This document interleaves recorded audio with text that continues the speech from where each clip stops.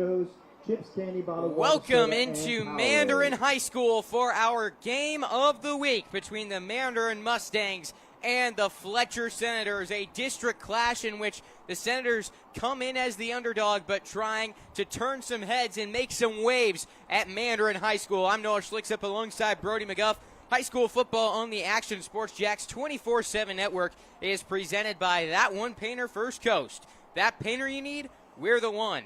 Republic Services, RecyclingSimplified.com, Nimnik Buick GMC, Nobody But Nimnik, Jaguars Prep, and Baker Sports.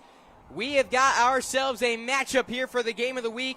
Mandarin and Fletcher. It was a good one last year, just an 8-0 ball game. The elements aren't so pretty out here. We've had on and off rain throughout the day, at times downpours. Brody, we're setting up the camera before the game. It was raining sideways, which is never a good thing. It's chilly out here. It's wet. The field is muddy. So we might have ourselves some physical football and some ground game out here being relied on tonight. Yes, we might have that type of game tonight. It's just stopped raining. It is getting drier, but the field, the damage has been done by the rain. The field is wet. Every time that ball is going to hit the ground, the ball is going to be wet. So I think this game, each team will rely on the run just a little bit more tonight. And, yes, should be a physical matchup, and really excited to call this game. Yeah, and this is one that has a lot of talent out there on the field for both sides. Obviously, everyone looks at the number one player in the country that you see on your social media feed every week, and Bryson Wright. But on both sides of the ball for both of these teams, there is college talent all over the place. You look on Mandarin's offense, and you got Knox Annis at quarterback, offered by Florida. Tion Weich is one of the more underrated players in the area at receiver. They have multiple running backs with Division I offers. On defense, the 4-star Miami commit Brody Jennings at corner. And then over on Fletcher's side, you got an Iowa commit and DeAndre Smith at wide receiver. Joshua Jones, another very underrated playmaker at the wide receiver position for Fletcher. Cruz James, I believe, offered by Wake Forest. There are guys all over the place. A UCF commit at corner and wide receiver for Fletcher. I think my point is made. I have run off a giant list right here of guys we're going to see at the next level. It is quite the talent field out here tonight. Yes, a lot of talent on the field tonight, and especially in the skilled position groups for both teams.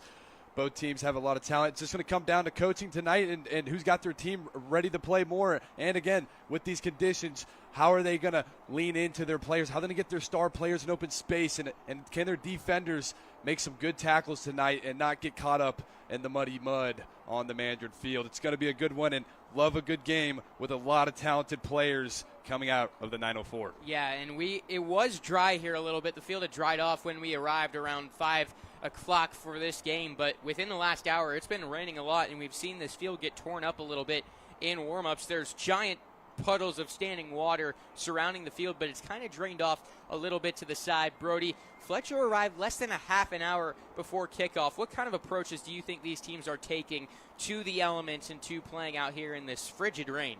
Well, I think both teams are going to have to rely on the run more tonight. You know, that ball's going to be wet. It's going to be hard for the QBs to throw the ball, and also going to be hard for the receivers to catch it. I think there's going to be receivers tonight playing with no gloves. They got to use their bare hands to get better grip on the ball. So, yes, both teams going to have to run the ball very well tonight. Fletcher especially, they got to have their running back, Jameer Jennings. He's got to have a night tonight, and the Senators' O-line needs to be physical up front if they want to have a chance at winning this ball game against this super stacked Mandarin defense. And for Mandarin, they're going to have to rely on the run a little bit more too, but if they can get their players the ball in open space, I think they'll be fine. And maybe rely on Bryson Wright. Maybe even he gets some touches tonight, because that's a playmaker. You want to give him the ball at any time in this game. But both teams definitely got to take some different approaches to this game because of the weather. But as we mentioned before, the rain has stopped, so the field will only get drier as the night goes on unless rain hits another time. Yeah, I think with the way the elements have gone today, I expect some more rain at some point throughout this game, and especially the fact that you just said it stopped, that definitely means it's going to happen. But no matter what, we're going to have ourselves a good football game, a physical football game, and that is coming up next on Action Sports Jacks 24/7. Burgers or breakfast, you can get it all at Whataburger. Try something new on the menu or an all-time favorite like the Whataburger Patty Melt. And now you can have breakfast here at Whataburger 12 hours a day, 11 p.m. until 11 a.m. Menu items like the bacon taquito, sausage taquito, honey butter chicken biscuit. Whether you work the late night shift, just want a snack early in the morning to get your day started, or a little pick-me-up late in the morning, 12 hours a day, breakfast served, 11 p.m. until 11 a.m. A dozen locations in Jacksonville. You can order pickup or delivery and download the Whataburger app. New rewards members get free Whataburger items when placing their first online order. Just download the app. And for us coffee drinkers, Whataburger has all new hot coffee and iced coffee too. Satisfy that coffee craving at Whataburger 24/7, and it comes in a variety of flavors. Burgers, breakfast, coffee, and so much more. Whataburger, just like you like it.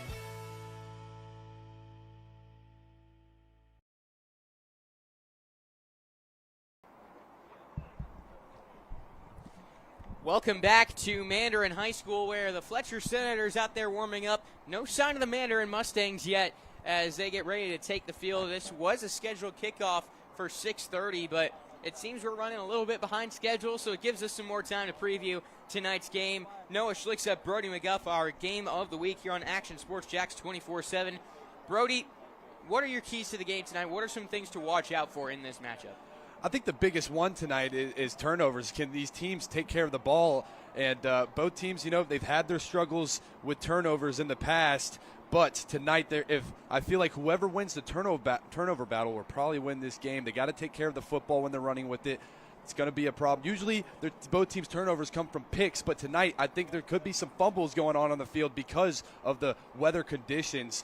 Both teams need to somehow keep the ball on their side, and possession time is going to be a big key tonight. How long can these teams take care of that football and hold the ball and keep their offenses on the field? Yeah, and fumbles have been a big issue for the Fletcher Senators. That's something that Coach Theatric Faison talked about coming into this game. He said that they need to have two hands on the football when they get hit. That's been an issue throughout the season. They fumbled at a key time against Nice, against Oakleaf. Turnovers are what got them blown out in that Oakleaf game. It's what caused them to lose by a solid margin. This is an offense with a lot of talent. They've got a very talented sophomore quarterback in Cruz James that's completing 67% of his passes, but at the same time, this unit has turned the ball over 12 times this season, Mandarin 13 times, and both of these teams in just 7 games. So there has been a lot of issues on the offensive side of the ball when it comes to holding on to the ball, and for Fletcher especially, they're getting good drives put together. They just haven't been able to finish.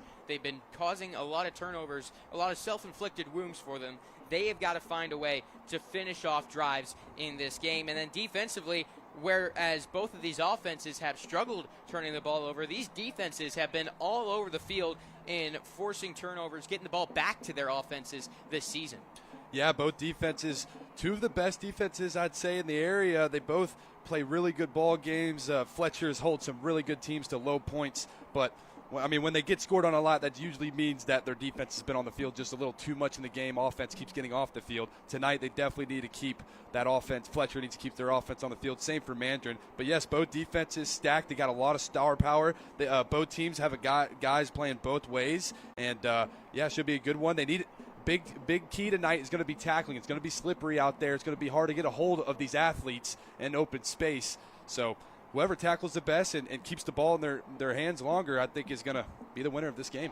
Brody, you're a former linebacker yourself. When you're playing in these wet conditions out here, do you have to change the way you go about tackling a little bit, or does it just come down to fundamentals? It comes down to a little bit of both. I think you definitely got to change the way you tackle, especially when you're running to a ball carrier. You got to break down a lot sooner than you're used to. So I feel like it's, I'm a defensive guy. I could be a little biased on this, but I feel like it's a little bit worse for the defense in rainy games with mud because you're reactive. Everything you react to is based off the ball carrier of whoever you're going against. And if they make a cut, you got to chop your feet and get ready to make the tackle on that, and that's definitely hard to do. There's going to be a lot of guys falling. You're going to see a lot of broken ankles tonight, and you're also just going to see some offensive players running and just slipping and falling. It's a tough weather problem tonight, but yet again, the rain is going away, and I'm seeing some blue skies. We could have a chance at no more rain tonight, but we are in Florida. Yeah, you never know. It can turn any second We're waiting to see what's going on here. We had heard rumblings at one time of a 6:50 kickoff. The athletic department, the athletic director here said it was 6:30, but it seems like people are gathering by the Mandarin Tunnel. I see some kids with their phones out ready to record this entrance, so I think the Mustangs getting ready to take the field. And on that Mandarin team, who are some of the key players you're looking out for tonight that are going to make an impact on this game?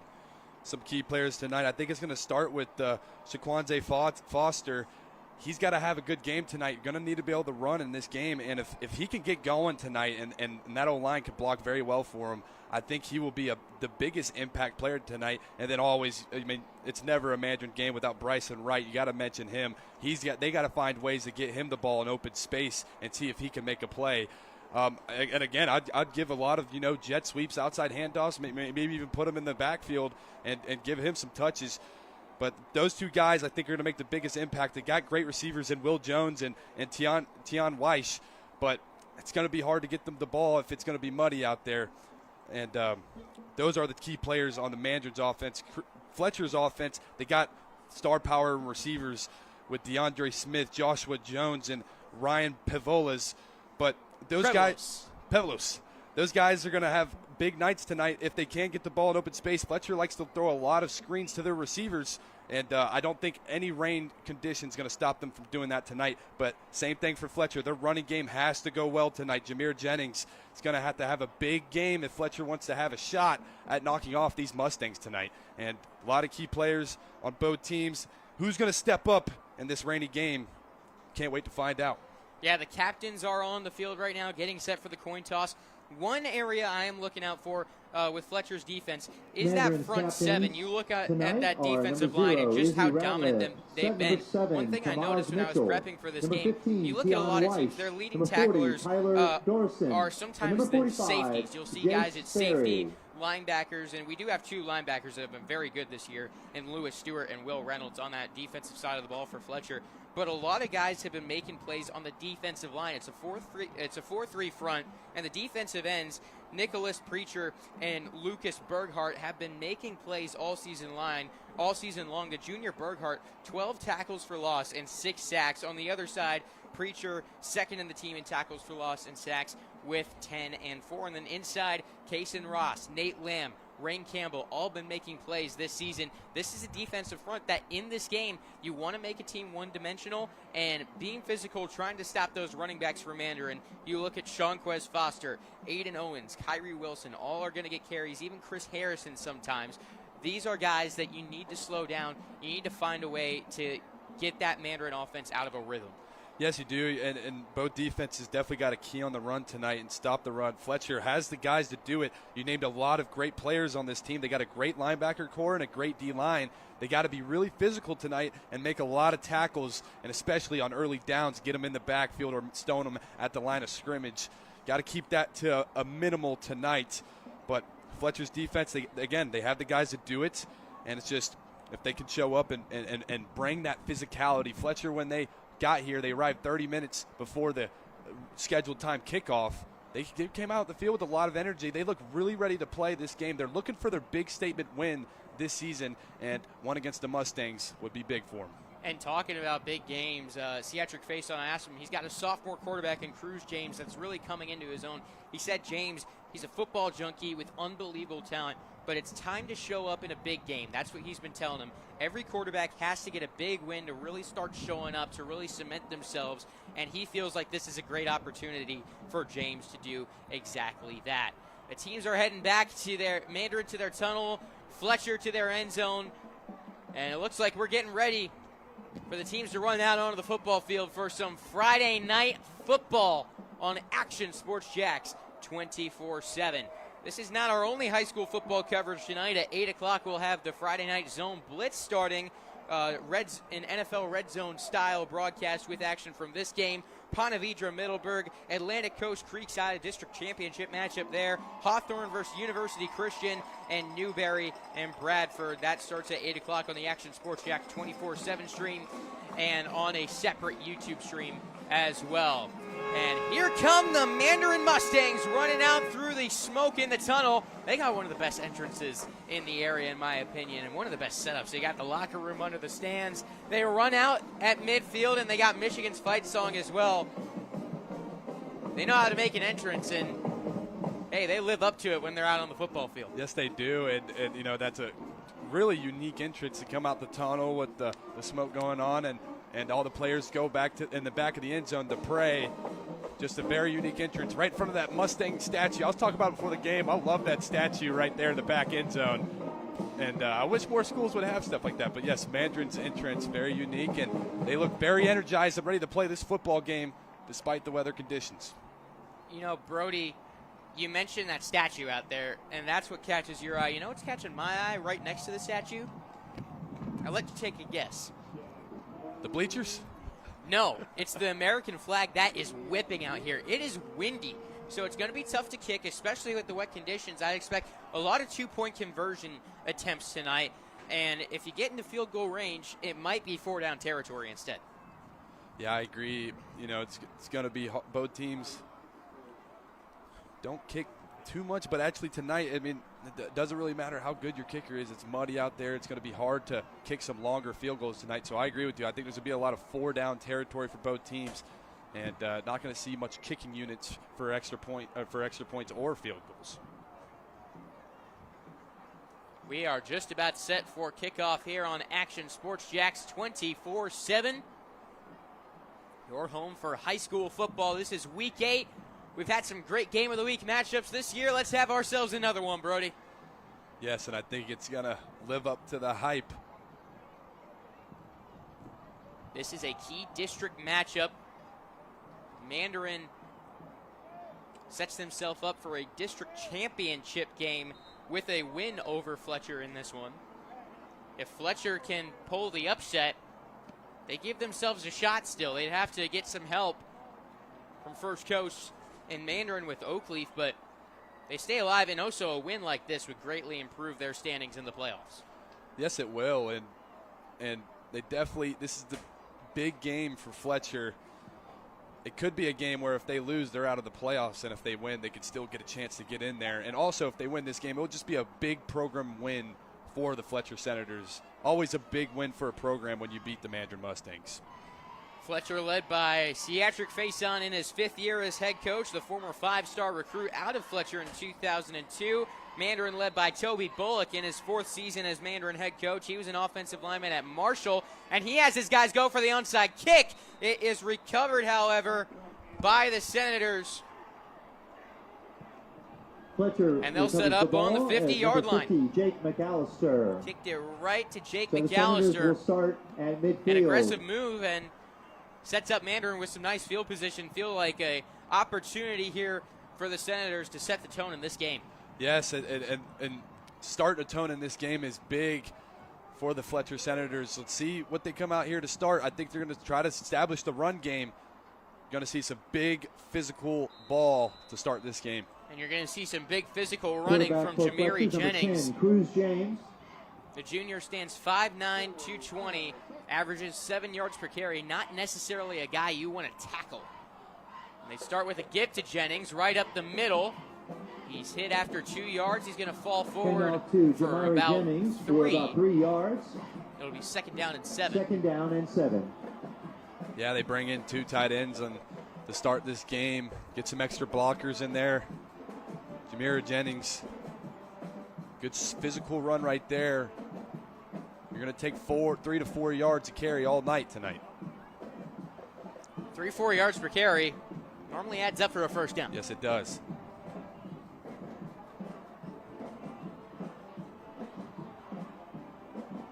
Second down and 7. They give again to Jennings right up the middle. He breaks inside the 40, 30, 20. Can he win the race? No, he cannot. He's down around the 3. He slid about 7 yards, and now you just hope he's okay. And it looks like this may be a serious injury for Jamiri Jennings. He slid very awkwardly right there. Got tackled from behind. You just hope his leg didn't get caught up. And yeah, this does not look very good. Yeah, that tackle gave me chills. That was a rough one. Oh. Yeah, that's not good.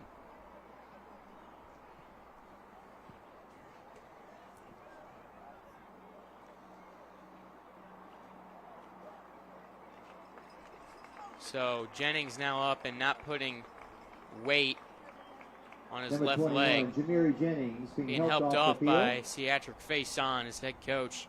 After that 47-yard run. I think what happened was his left leg ended up getting caught under his tackler as his body was going the other way. You don't want to see that. Prayers First up and for goal him. on Hope the he's all 5 right. For the Senators. It was a big-time run for him. Goes for 42 yards. He's starting to put pressure on it. That's good to see. He's walking on his own. You just hope for the best with him. A scary sight early in this game.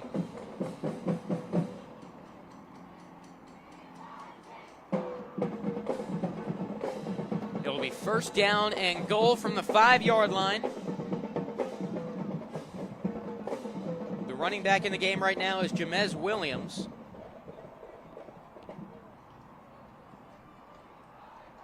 They give to Williams, and he's hit back by the 9. Handoff to Jamez Williams. Israel Ratliff in there to make the tackle for loss. Loss of yards. Big play by the linebacker, Brody. Yes, it was. He shot in there, blitzing, and got in the backfield untouched and made a great tackle there. Good tackle for loss for Mandarin. And now Fletcher on the 9-yard line, it looks like, from up here. Going to have to figure out some plays to get in the end zone. I don't think running up the middle is going to be working for him right here. I'm really interested to see the matchup on the far left side as Ciatric Faison going to call a timeout.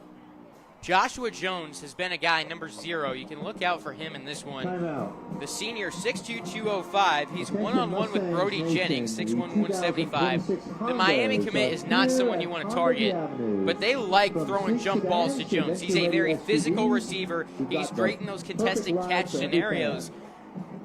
You wonder, does Fletcher even try that tonight? If I'm Fletcher, I would. I would try it and see if you can maybe win some matchups there. You gotta get some risky plays in here, and you gotta target their best players at And there's times. really nowhere you can go, because on the other side you got Tamaj Mitchell, who's offered by Duke and Penn State. There's not really a certain guy in that secondary you can pick on. They got Keon Herring, Bryson Wright, Mario Pratt, all playing good football. If anyone you want to go after, maybe Pratt, maybe Wright in that safety room. These corners are tough to stack up against one-on-one. They got him to jump.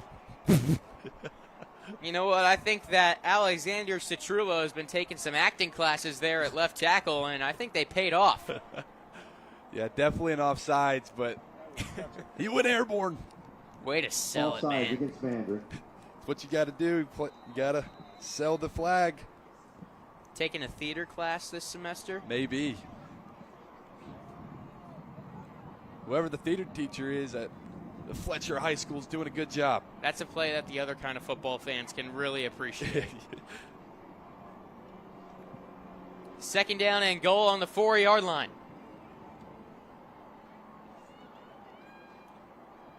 Smith, the Iowa commit, out far on the right side. Jones on the left. They hand it up the middle.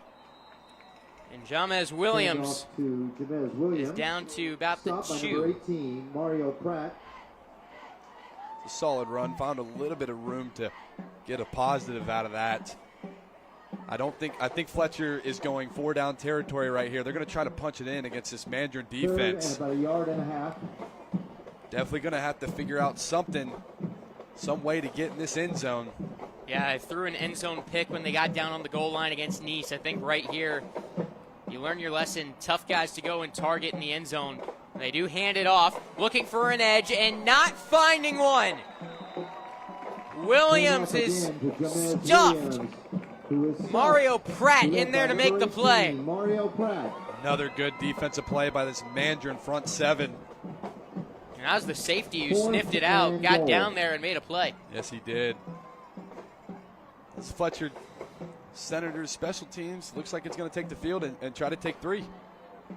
They have 3 guys that they've kicked with this year.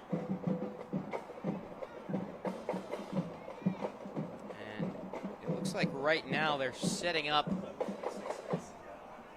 with a 26 who they do not have on their roster. The 3 kickers they've used, Cade Scarborough, Xavier Carmichael, and Jack Kent. There's a flag down on the field. It looked like Mandarin went off sides. Nope, false start on Fletcher. False start against Jack Fletcher. Kep is the only one who's attempted a field goal this year. And he's hit from 37. To be honest, I'm surprised they're attempting it. I mean, I've never seen this kid kick, but they're knocking on the door, and I thought they would have, tried to punch it in somehow. But at this point, you're definitely going to take your 3. And Bryson Wright jumped off sides. Trying to block that kick. Got a little antsy. Moving the ball back and forth. Offsides against Mandarin. And now Fletcher bringing their offense back out.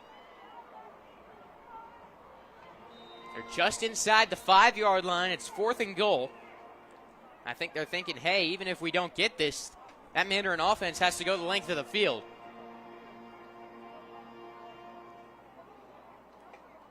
Cruz James goes under center. He hands it off, and slipping and falling is Williams. He had a lane and may have had a touchdown waiting for him. Tried to make the cut and lost his footing. Mandarin will take over. I'm surprised they went in big formation and tried to run it, but Noah's right. It looked like they had a lane. They might have been able to punch it in the end zone there. Oh, yeah, he had that. Look at this replay right here.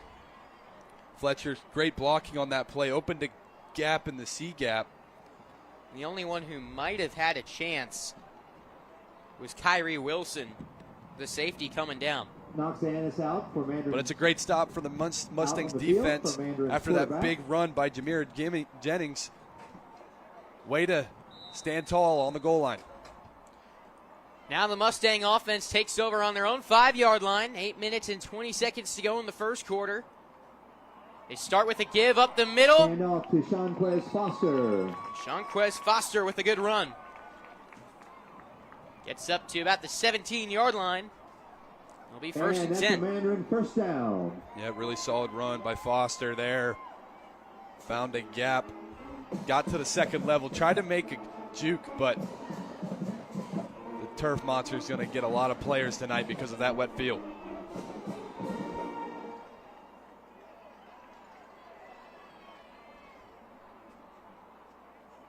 Yeah, tough for these running backs to make their cuts. They get back to Foster. Not as much space this time for him. Keeps those legs going, though, and gets 5. 2 flags go after the play. Down is Elijah Keys. And I think this one is going to go against Bryson Wright. Kept that block going a little bit late from the looks of it.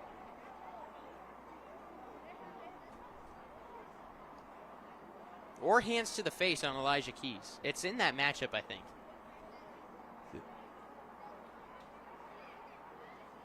And it is going to go against Mandarin. Personal foul. 15-yard penalty. Personal foul against Mandarin, 15 yards. That's going to be a big matchup tonight. Elijah Keys on Bryson Wright. 2 very talented players, 2 highly recruited players. And they've got him going one-on-one against Bryson Wright. He's following him, both sides. Keys has good size for a corner, 6'3", 175. Wright normally has a little more of a size advantage on his opponents. Foster rolling past the 20 to the 21-yard line. It'll be third down and 6.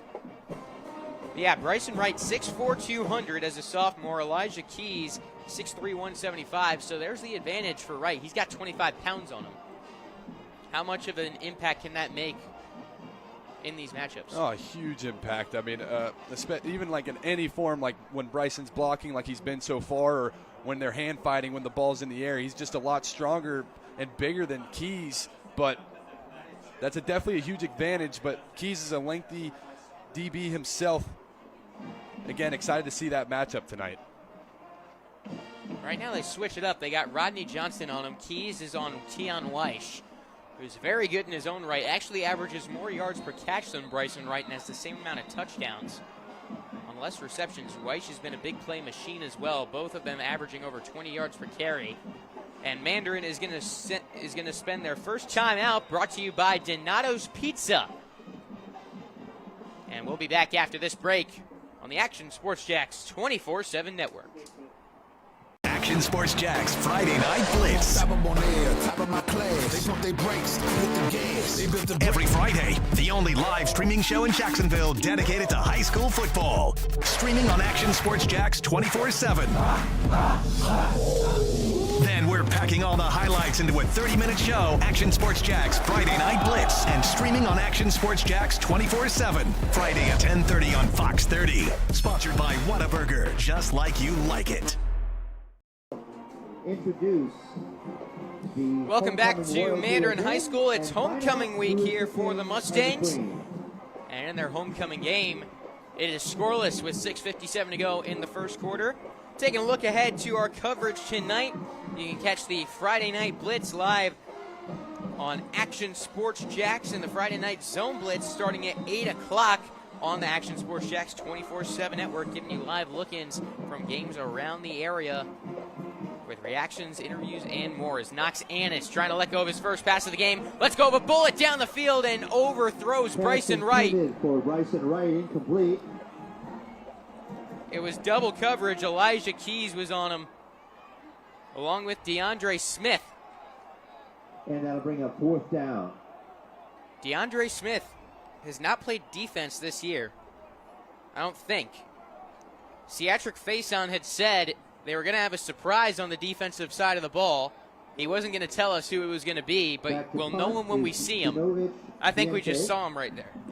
Yeah, I think we just did, and 3rd down, it's a great call to double number 1 on Mandarin. I would expect to see a lot of bracketing and doubles on Bryson Wright tonight on the 3rd down plays. But I think other than that, Fletcher's going to let Now the corners Smith play. on the return. He is an electric returner. Gets up past the DeAndre 45 Smith of with Fletcher return, right goes here. out of bounds.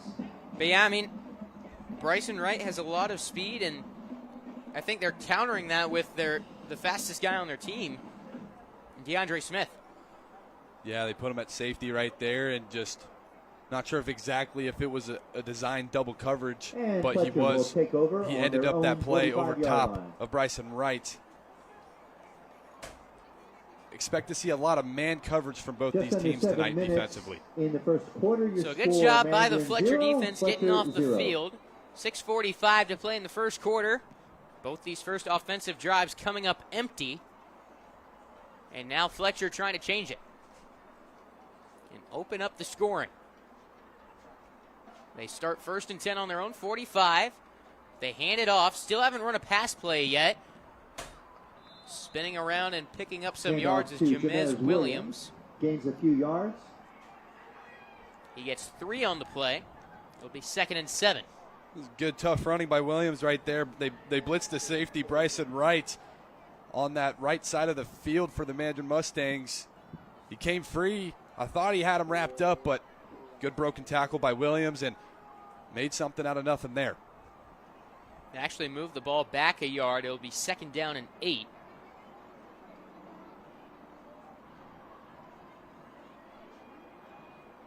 Solomon Pinckney on the right side. They hand up the middle.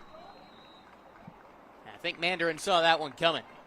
Hand Yes, off they to did. Jamez Williams Fletcher to stop trying to establish a run game led by between the Izzy tackles so Ratliff. far. It's not working the best for him. They had that one big run with Jennings earlier. As we hit the water break now. And a water break timeout. We've got some great matchups here in the area this weekend. On the Blitz Breakdown, had some Once picks, again, folks, your including the Mandarin picks for High this School game Mustangs have from the our own heart Chandler and Dantzler and the Hall of Fame advantage. coach, Has been Kevin horsepower. Sullivan. Proud to support our hometown team. See if We're we can pull excited to these up right introduce here. the 2026 Honda lineup, packed with innovation, Both of them got style, Mandarin in and this game, but reliability. Fletcher, they're holding their own so far. Yes, they are, and to be honest, I think the wet conditions go into their favor for this ball game. And right now, the defense had a nice stand on that last drive, and their offense is finding their identity in this ball game so far. But eventually, they're gonna. I feel like they're gonna have to start taking shots at these very talented DBs of the Mandarin Mustangs. Gonna have to pick and choose your battles. But this front seven for Mandarin right now is stuffing the run, other than one play. That fan vote on the game went 75% Mandarin Mustang. And then On 3 and Rivals has this database that predicts the score and the outcome of each game. And they gave Mandarin a 98% chance to win this game. So the Senators, big-time underdogs. They roll James out to the right, looking to pass for the first time. He's got a man on the sideline. Was he in bounds? Pass Yes, he complete to was. Josh Jones. An athletic grab. Some toe drag swag from Joshua Jones. Yeah, they roll out Cruz James to the right side. And Had that'll some be a good first blocking down from the for the Senators' Senators. O-line. Jones just ran about to the sticks.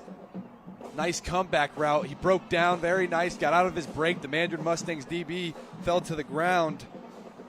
And that's what I was talking about earlier. The defense reacts to the offense cuts in this muddy field. It's going to be hard for these Mustangs DBs and Senators DBs to break on these routes in this ball game. First down and 10 on the Mandarin 44. James hands it off, and now a little bit of space for Williams that was quickly closed. It looked like he had a lane at first, but Mandarin swallowed up that little spot he did have. Yeah, the gap was there, then it just closed up last second. Good job by the front seven yet again of the Mandarin Mustangs to get there. I think that tackle was made by Corey Matthews II.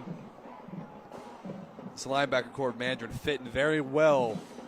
But the Senators' game plan so far is to establish this run game, and they're trying to wear and tear this Mandarin's defensive line. You feel like they need to start getting outside the tackles, though, a little bit more. Maybe even just set up like a screen, a RPO, something to mix it up.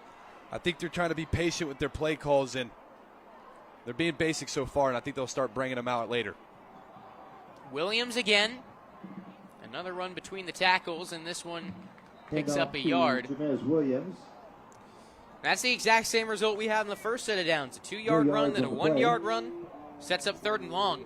This is where they're missing Jennings really bad right now. I think he's hurt and could be out for the game tonight. And right there, he's going to get you an extra 2 to 3 yards after contact about every time. He's such a big back.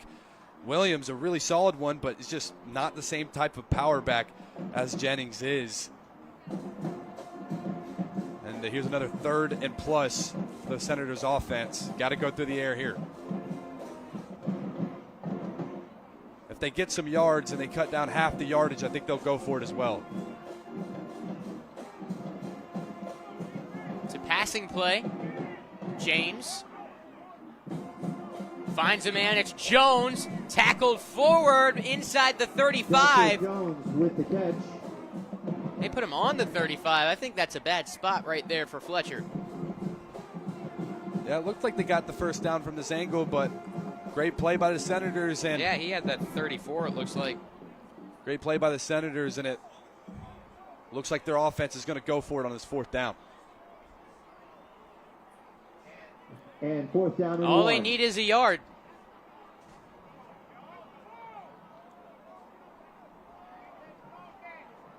If you're a Mandarin, you got to be keen on that run in between the tackles right now. Oh, but they jump off sides. And that is not something you can do on 4th and 1. Yeah, got to watch the ball. I think that's the 2nd or 3rd time tonight the Mustangs have fallen off sides. Offsides on Mandarin. And that First one's down going to for bite them Fletcher. bad, and this Senators drive is still rolling.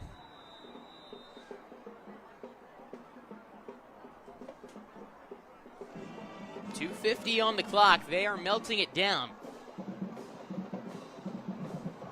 Already 4 minutes off the clock in this drive alone. Time of possession, I bet you it's a big coaching point this week. We got to keep the ball away from this high-flying Mustangs offense, and the Senators are doing a really good job on this drive so far.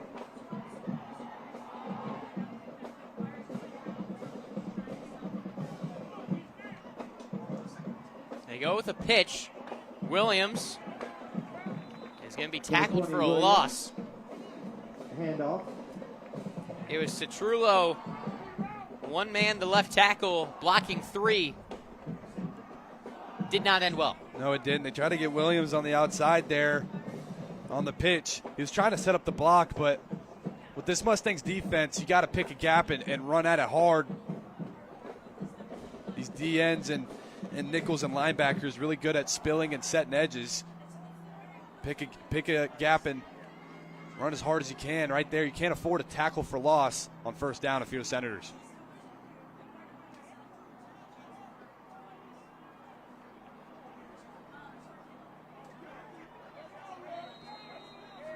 Second down and 11. And we've got a timeout that's going to be spent, I believe, by Mandarin with 1:26 to go in the first quarter.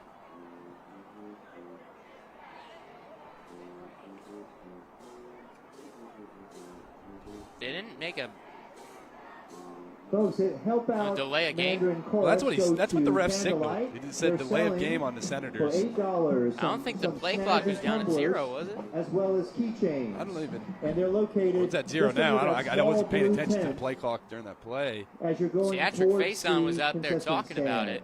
Once again, Mandarin's Chorus for a fundraiser I selling didn't see a $8 flag. tumblers. They're not moving the chains. I as think well they as charged keychains. Fletcher with a timeout, Yeah, I think they gave it to which him. is weird because the whistle came, I thought, from the Mandarin sideline.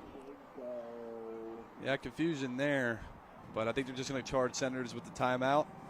Theatric Faison is not happy.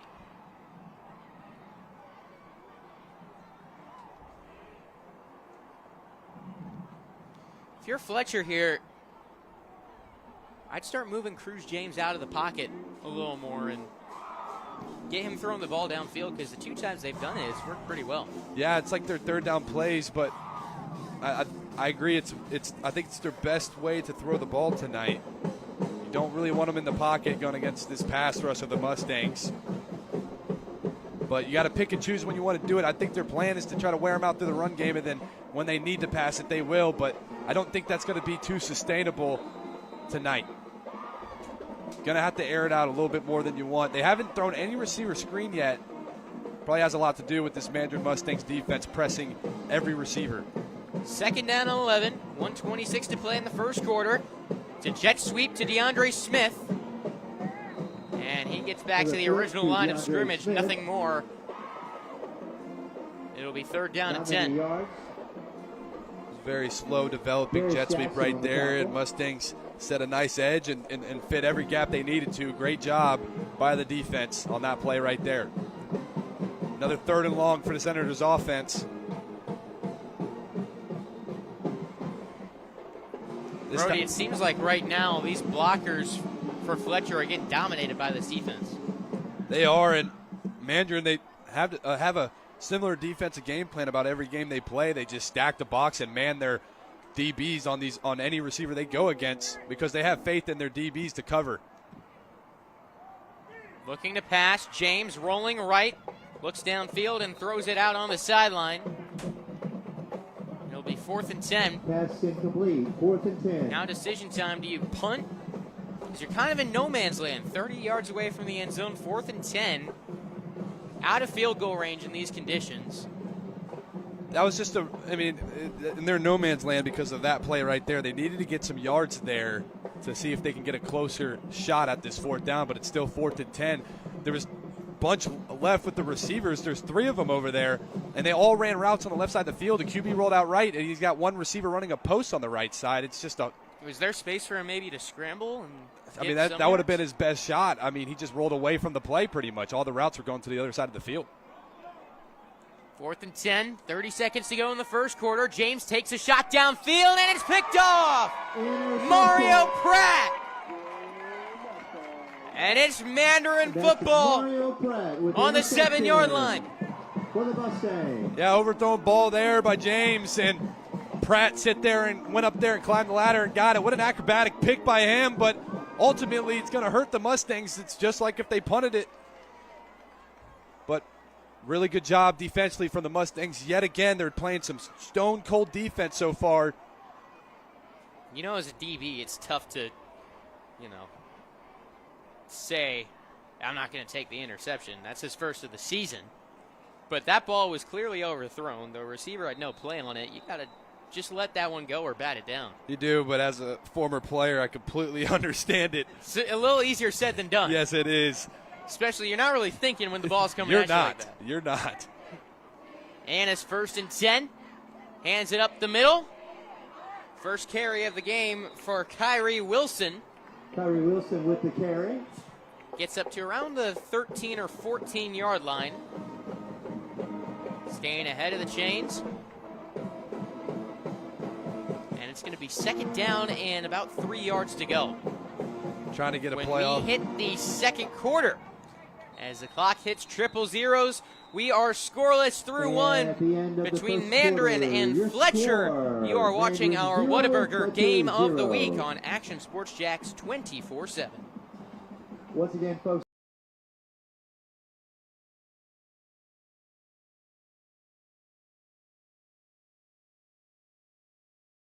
Baker's Sports. It's a hometown business filled with hometown people trying to make you feel right at home. Chris Conley, Jacksonville University. Walker Wright, class of 2018, West Nassau High School. Michael Young, Fletcher High School. Baker's Sports started in a grassroots way and now outfits much of the Southeast. Tony Mazzio, Sandalwood High School, class of 2002.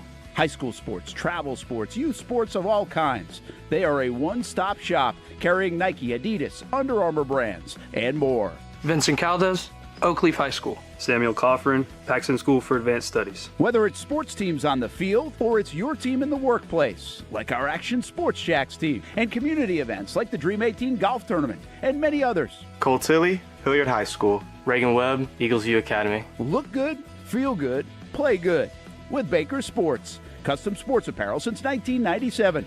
Shop with the hometown team at bakersport.com.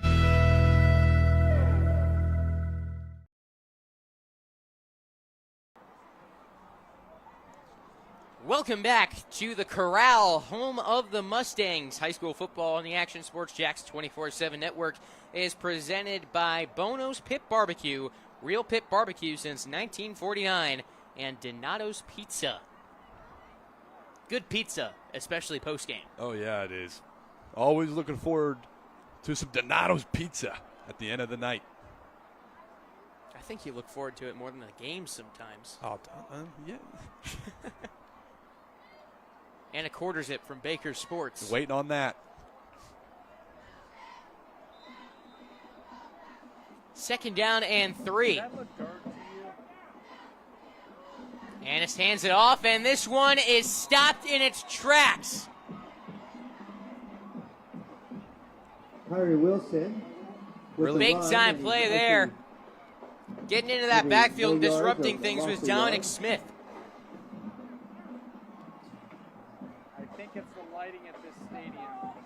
How about the sophomore nickel? Yeah, dude, that was a really good tackle. The 3rd and 6. Suplexed him at the end of it, too. And now we got a 3rd and long for this Mustangs offense. Let's see if these Senators DBs can compete with these receivers. The rain coming down. 3rd and 6. They hand the ball off, and a little bit of space.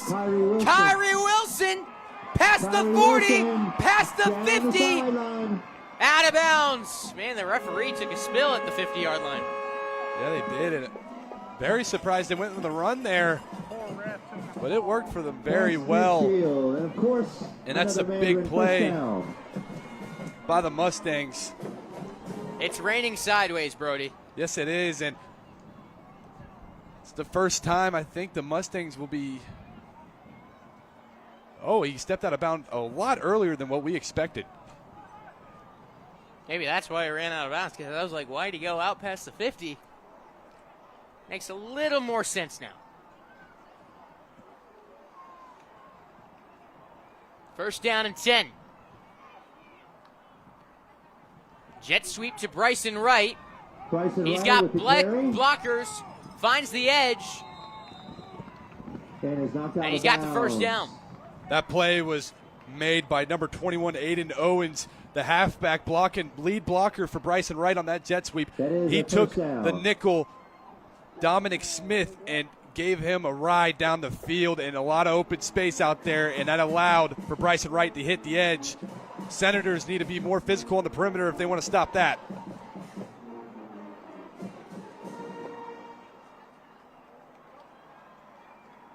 First and 10.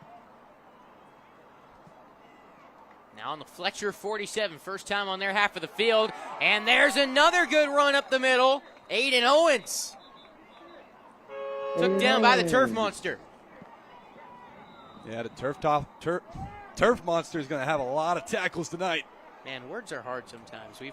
It's back-to-back plays for us. Yeah, it can be tough sometimes. But what's also tough is that Turf Monster even got the ref. That was a major spill. Just glad he's all right. Yeah. This one might be coming back, though.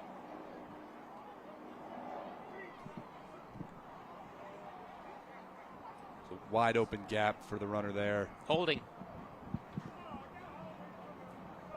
And that'll be holding against the Mustangs.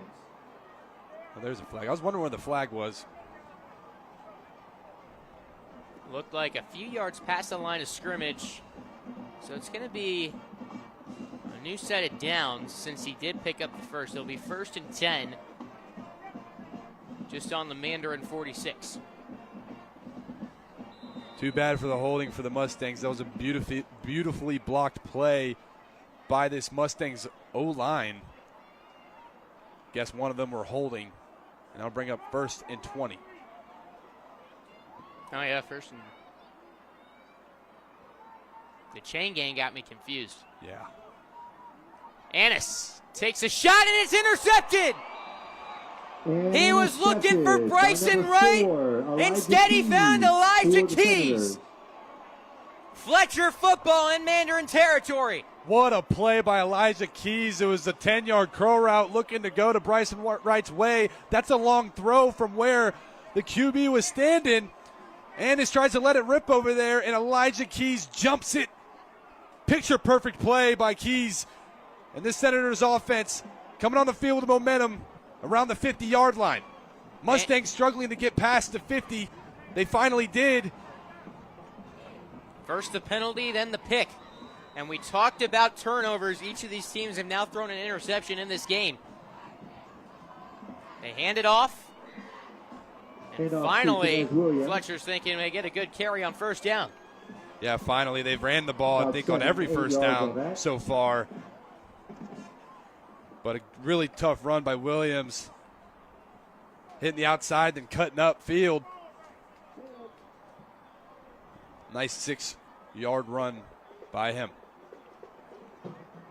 Actually give him 7. It's second down and 3. They're going to stick with it, too. Heavy box. Williams breaks through it and gets the first down. Williams, who gets the first down. Brody, this is a game last year. The final score was 8-0. With the way the rain's still coming down, it's wet down there. It's tough to execute big offensive plays. And Fletcher right now has been driving the ball much better than Mandarin has. Yes, they have, and they've been keeping the ball on their side of the field this whole game. Mandarin hasn't even sniffed the other 40-yard line yet. Now the question becomes, can Fletcher finish a drive? Yeah, that's the question. Big time there. They've been struggling with that throughout their season. But if they're going to keep running the ball well, like those last 2 plays, they could definitely do it. Mandarin stacked that box, and Fletcher matched up on blocks. Williams again. He breaks through. Can he go to the 10, 5, 1-yard line is where they're going to get him. And stop at the 1. What a run by Williams. The backup running back has been playing really good this drive. 3 big runs, and the last one the biggest. And now Fletcher's hurrying up downfield to see if they can punch it in the end zone. First and goal on the 1. Brody had mentioned earlier that maybe he was being a little hesitant with the ball. He's picking a lane, and he is bursting through it on this drive. showing off the wheels. They give it to him again, and he is stopped short of the end zone. 2nd and goal. 2nd and goal. This is what Fletcher needs to do to win the game, is punch it in and put the cap on the end of their drives. They've had Cruz James under center. Why not just sneak it right here? Yeah, and they have that big formation where they went under center and there's 3 running backs behind them. Could do a little version of their tush push if they want. Fletcher in the huddle for a bit. And with 4 seconds on the play clock, they spend a timeout. 8:18 to go in the 2nd quarter. We're scoreless so far, but Fletcher 1 yard out from striking Pater. Just for you. Mention Mustang football. No reason for them to put the ball in the air. It's just how do they get that 1 yard? Because that has been something that right there, Mandarin was all over it. And when they got down to the 5 yard line earlier and tried running the ball, nothing was doing for him there. Yeah, nothing was, and I don't really think you got to be cute with it. Maybe you could do a different type of run, maybe a different formation to run it with, but I think you can't be cute. You just got to win the battle up front. I bet you that's why they burnt the timeout. The coach is telling his players, can we get 1 yard? Can y'all be physical enough to get 1 yard against this Mustangs defense? And that's what I think they're telling their own line, either that or they're drawing up a big, beautiful play. What do you think of the good old-fashioned Superman over the goal line? I don't know. That's a risky one. I mean, you could tell in that Jaguars game we saw it Monday night. But that was a Trevor Lawrence thing. I don't think Mustangs are expecting the QB to try to jump over, but I think they're going out in wildcat formation right here. That's exactly what they're doing. Joshua Jones readies for the snap. The wide receiver takes it, runs it to the left, and runs it into the end zone. And Joshua Jones punches it in, and the Senators strike first. It's 6-0. Very smart right there by the Fletcher Senators coaching staff. They bring in their really big and powerful receiver, Jones, in the wildcat formation. They think Williams a really good back, but he's smaller, and it's not the type of back you really want running in the goal line. And right there, they put in their big, powerful receiver, and he punches it in the end zone. Really good drive by the Senators. The PAT is going to be interesting. It's a low line drive kick, and it sneaks over the crossbar for the extra point. Touchdowns on the Action Sports Jacks 24/7 Network are brought to you by Bono's Pit Barbecue. Real Pit Barbecue since 1949. Joshua Jones, we talked with Theatric Faison about him this week, and he mentioned Jones is a very strong and physical running back. Wide receiver, but he's strong and physical running with the football.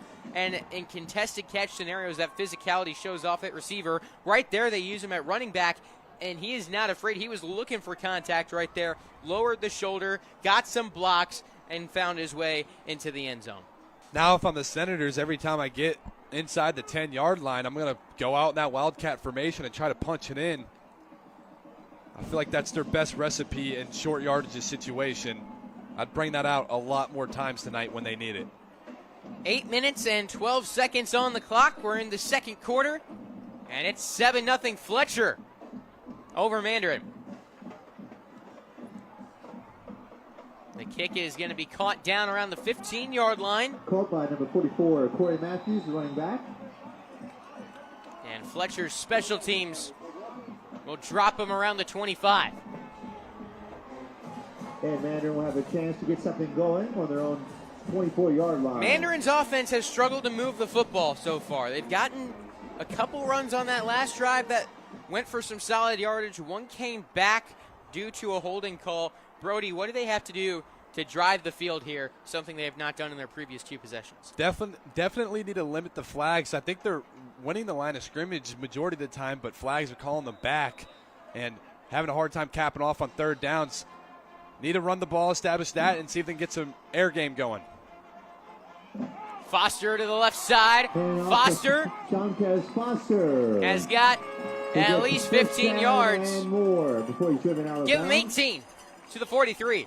And yeah, Brody, you talked about it. What's killed the last 2 drives have been the penalties. You look back to their first drive. Got the nice first down carry, came back to a flag after the play, a personal foul that killed the drive. They weren't able to pick up the first, and then on that last one, the holding penalty brings them back 10 yards, and they throw the pick. It's those types of plays that Mandarin cannot afford on this possession. And against a defensive unit that's played well all season long, and after doesn't get much yardage. The 18-yard carry, they only pick up a couple on the first down run here.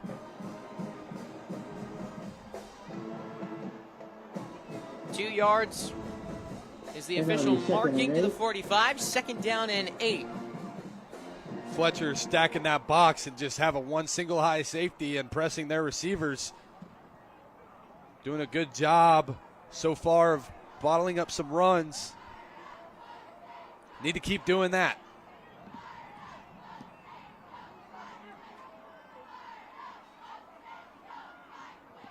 Foster again, and Foster has nowhere to go. No yards on the play. Third down. Lewis Stewart, the linebacker, comes in and brings him down.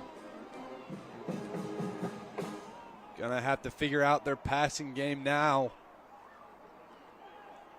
Get in the air and see if they can get a completion for a first down. And again, I think if they get even just a little bit close to that first down marker, they're going to go for it on fourth.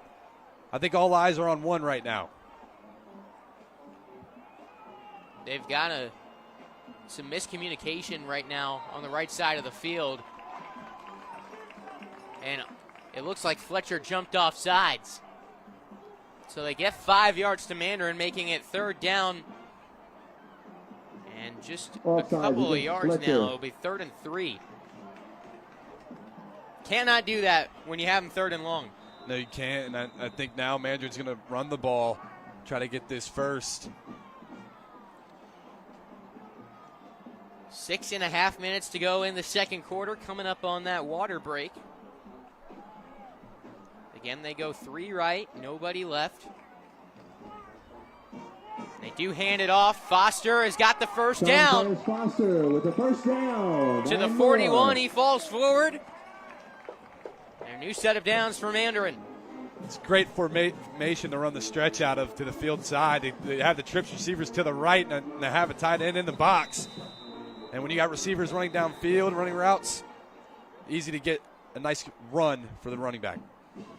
And that is the signal for the water break. 6:13 to go in the second quarter. It's 7-0 Fletcher in our Whataburger game of the week. Flame Broiler. What a throw! Touchdown, Jaguars! We're coming for you. They're going to get him on the ground, and that's going to end the ball game. We show no mercy. Lawrence looking deep in the end zone. Touchdown! Duval! ETN is going to take it all the way! Right here on CBS 47. CBS 47. Right here. Your official station of the Jacksonville Jaguars. And the Jaguars strike first. Go Jags. First down and 10 for the Mandarin Mustangs on the Fletcher 41. Just their second time now in Senator territory this game, and the last time a holding penalty brought them back on the other side of the 50-yard line. Trying to put a drive together and tie this game up at 7. 6:05 to go in the second quarter. Knox Annis taking a shot. He's looking for right, and it's deflected. Intended for Bryson Wright. DeAndre Smith makes the play. Our surprise defender for the game. Makes a nice breakup right there. That was a good ball to Bryson Wright. And the ball skills of the Big Ten committed receiver shows up. Yeah, Senators in cover one, man-to-man with the safety on top, just shading Bryson Wright, and they were there. Bryson got behind him, but good job to finish the play by the Senators DB. And that'll bring up 2nd and 10.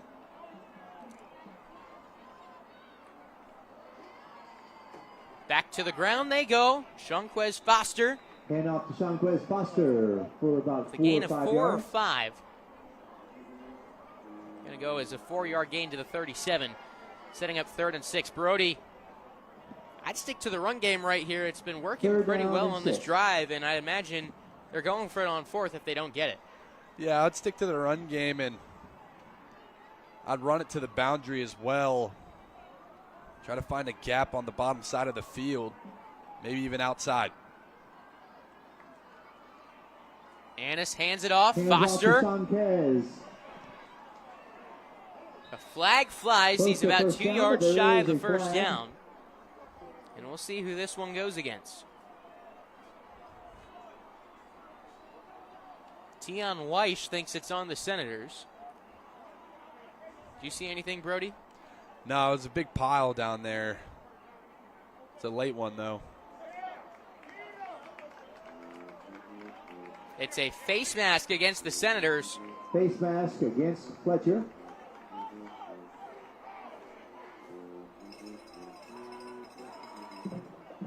$5:13 to go in the second quarter. On the 28-yard line. It's 7-0. Now 1st and 10 on the Fletcher 28-yard line. Annis with an empty backfield, looking for the end zone. Tion Weish off his hands. Pass intended for number 15. Oh, man, I feel bad. Incomplete.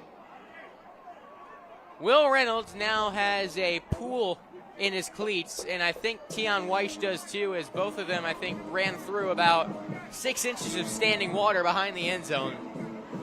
Yeah, it's definitely unfortunate. Now you got puddle.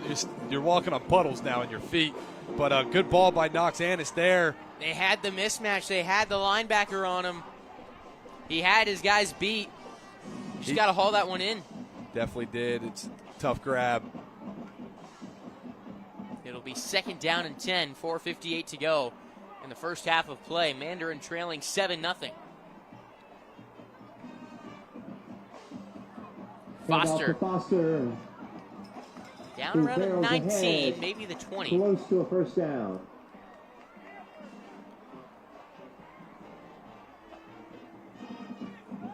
Foster running the ball, very physical tonight when he gets it.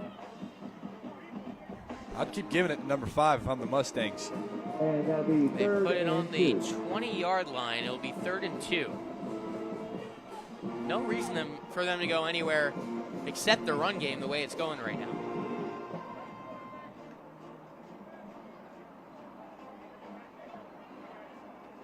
And it's going to be close. The way the officials are walking it off, though, I think they're going to give him the first down. Yeah, no reason to get complicated on that one. Get fancy. They stay simple, run it up the middle, and I think they got the first down. Yeah, Foster, a physical back, standing at 5'9", weight at 190. They're actually going to measure this. An officials timeout brought to you by Donato's Pizza.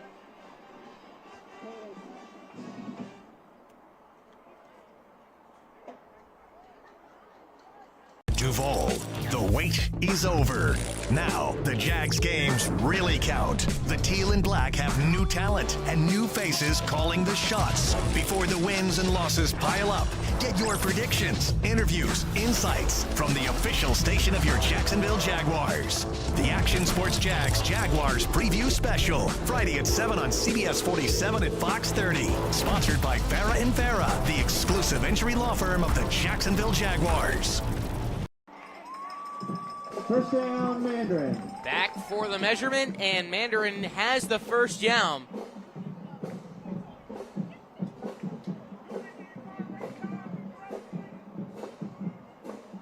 It's going to be a big rest of this drive for both teams. Mandarin gets the ball back to start the second half. Yes, they will, and Fletcher's won the time of possession battle this first half so far. If they could somehow stone cold this Mandarin offense from getting in the end zone, that would be huge for them. And on the other side, Mandarin, if you come out with your offense in the second half in a tie game, you're feeling very good. Yes, you are. That's going to be a false start. Aiden Owens was falling forward before the snap. Yeah, they're looking for a halfback dive right there between the guards. They've been running up the middle very well tonight, and they're definitely going to keep doing it right there. A big major penalty. If Fletcher can keep this game to a minimal, they're looking really good defensively. Mandarin trying to find some yards back. This first down is going to be very critical to how the sequence goes. If you're Fletcher, this is a great opportunity to take some wind out of their sails. Annis with a low ball. Was it caught? Yes, it was. A nice grab going down to the ground by Tion Weish. Pass complete. To Just a Tion 4-yard Weish. gain. Fletcher does not like that call. Came out low. Not exactly sure, but what I was looking at right there, Bryson Wright in the slot matched up on Fletcher's nickel, Dominic Smith. He ran a slot fade, and he beat him bad off the line of scrimmage. He would have been wide open if Knox Annis puts that ball in the pylon. I think they might look at it going the other way. Not a bad idea. He is matched up with the sophomore nickel again right here. 2nd down and 11. Why not take a shot to the number 1 receiver in the class of 2028? They hand it off instead. Foster driving forward to about the 12-yard line. It'll be 3rd down and 4, or somewhere in that area. Man, this field is taking a beating with the elements. Especially on this right side, and the side they're on right now, because this is where most of the action's been. Yes, it has been. Going to be playing in the Mud Bowl by the end of this. It was torn up after Fletcher's warm-up as well. I feel bad for whoever's washing those white jerseys. 2 minutes and 20 seconds to go in the first half. Fletcher leads by 7. It's 3rd down and 4 for Mandarin. They hand to Foster, and he's hit at the line of scrimmage. I think he's actually going to lose yards on that carry. He loses a couple yards on that. Nate Lamb, the junior, gets in from the defensive tackle position and wreaks havoc in the backfield. Timeout on the field. The Mustangs will spend it with 1 minute and 58 seconds to go in the second quarter. Now 4th and 5. You're calling a timeout. I'm anticipating they go for it right here. I think this is where you got to trust your man, Bryson Wright, and take a shot to him. Yeah, I feel like a nice route, maybe something dialed up just to those sticks. You don't need to get in the end zone, just need to get to those sticks. A nice out route from the slot would be great. They're in man coverage. Fletcher's showing man coverage. If I'm Fletcher, I'd get out of man coverage on this play. Just do a normal zone coverage and maybe even double Bryson Wright if you want. One thing about that, I was talking with Bryson Wright on Tuesday this week, and you will see that interview at halftime as the Friday Night Zone Blitz has not began yet, but this is his first time playing both ways, and at safety he feels like he's learned a lot that's been able to translate to his game at wide receiver, how defenses are defending him. And one of the things he talked about was when they double him with that zone look, where he can exploit it. And he says it's helped him out a lot. And it's showing. At wide receiver, he's got 630 yards, 7 touchdowns this season. Just feel like you have to go to Bryson Wright right here. Yet to make a catch yet tonight. Annis running it himself. Breaks past the first down marker. And it'll be 1st and goal. Fletcher doesn't think he got there. I think that play was a design tunnel screen going to Bryson Wright, and Knox Annis didn't like it, so he took it himself. He needed the 8, actually. See where he ran out on replay. That is as close as it can get. It looks like he was maybe reached out for it. What do you think, Brody? Did he get to the 8-yard line? I think he got it. That one's close, though, because you look at this. He still had the ball tucked in. He didn't reach out until he went out of bounds. He's about on the 8.5-yard line. This is a big-time decision right here for the refs. I think it's a good spot. Just will it be enough? Big-time moment in this first half and maybe in this game. What's it going to be?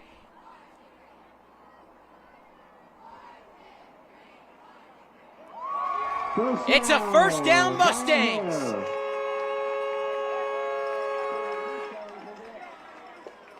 I feel like the Mustangs got a little bit bailed right there, not because of the spot, because of the play call. They called a tunnel screen on 4th and about 8, and it just wasn't there. Noxanis, being an athlete he is, finds a gap and runs and gets the first down. Good job by Noxanis, knowing the tunnel screen wasn't there.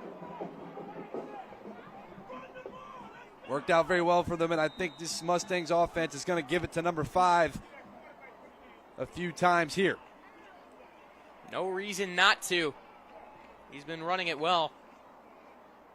They go left with Foster, looking for that edge. Can't quite find it.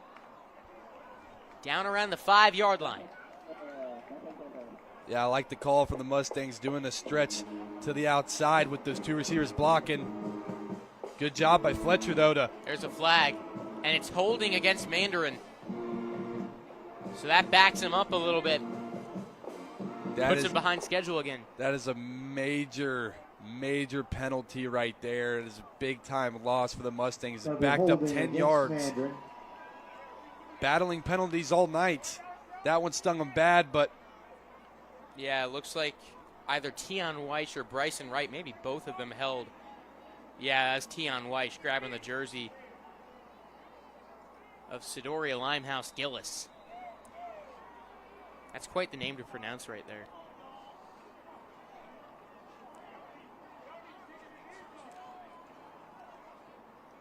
First down, Annis rolling right, looking downfield, throws it incomplete. Intended for Bryson Wright, incomplete.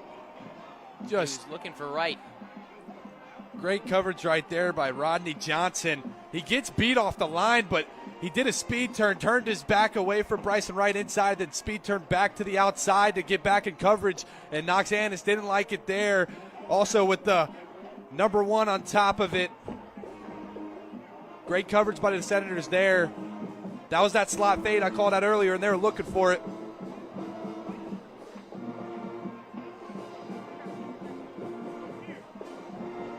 .136 on the clock, second down and goal from the 18-yard line.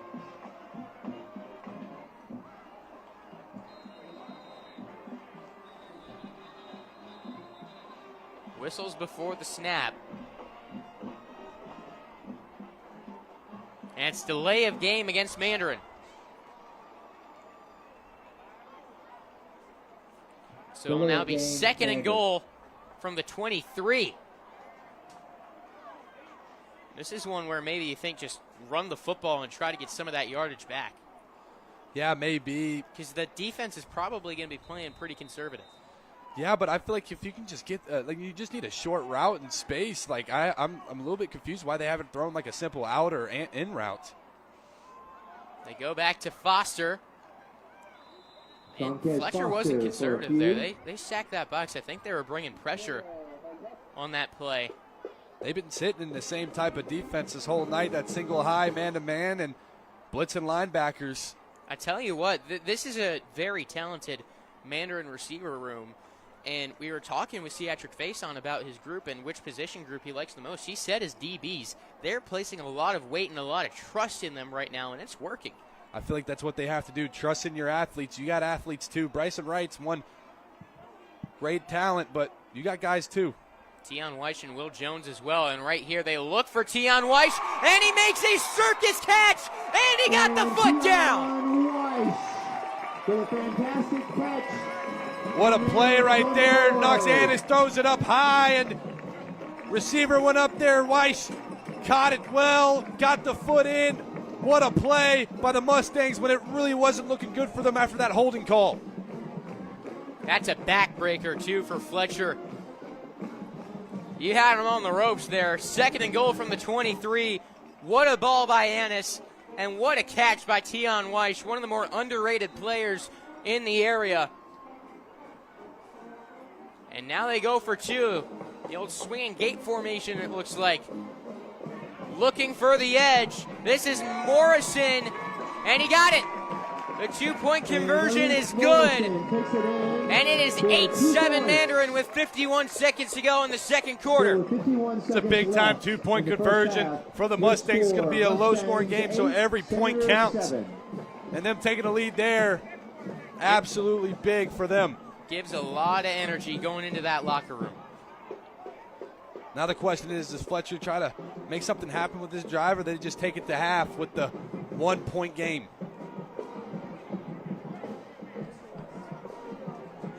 You're good, you're good.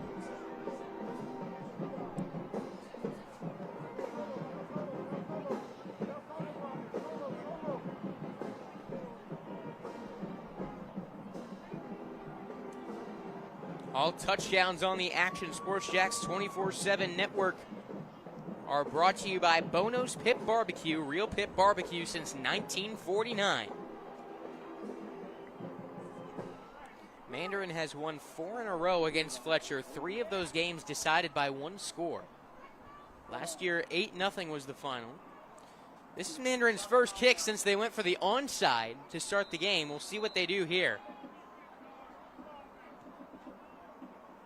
It's a squib kick that's hauled in around the 31-yard line.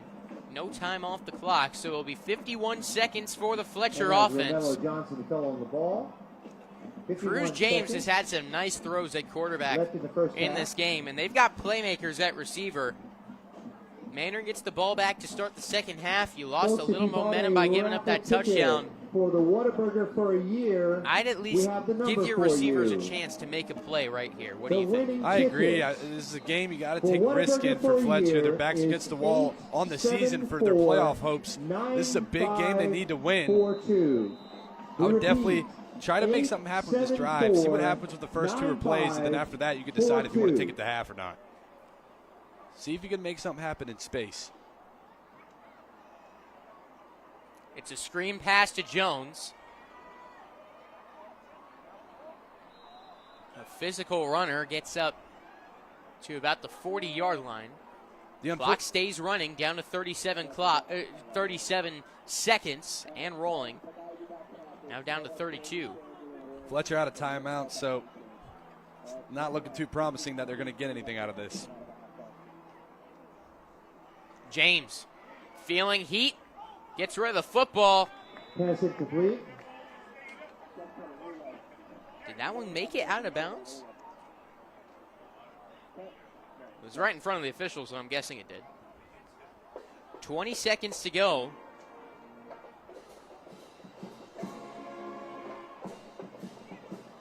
Does Fletcher get risky here and still try to throw it, or they just try to run out the clock with this 3rd down coming up? I wonder if they got the old hook and ladder in their playbook. That would be a crazy call, and if they pull it off, they would look like geniuses. They're not in their big formation. They got 4 receivers out. They play it safe and hand it off. And falling about a yard shy of the first down is Williams. And Fletcher was going to take this to the halftime break, but Mandarin called a timeout with 6 seconds to go. You know what I'd do right here? I'd just take a shot. They want him to punt the ball to Bryson Wright and give him a chance to make the play. If I'm Fletcher right now, I am not doing that.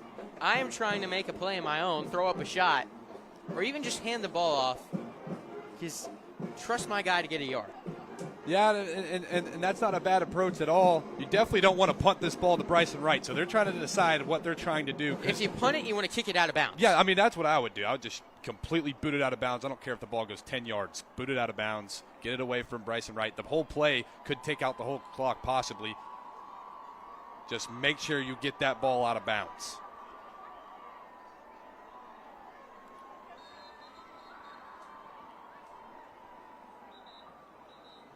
It's the offense that comes out onto the field for Fletcher.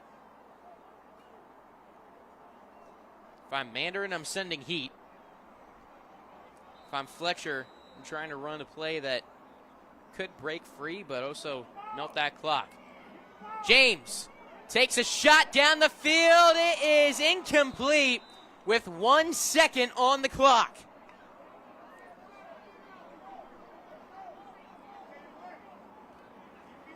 Mandarin has one more play to do. And if Knox Annis can, I'd believe he can get this in the end zone. I'm just going to throw up a Hail Mary right before half. So Mandarin has Make sure one's around there, down there somewhere. And they have the ball. And just hurl it. In the first half.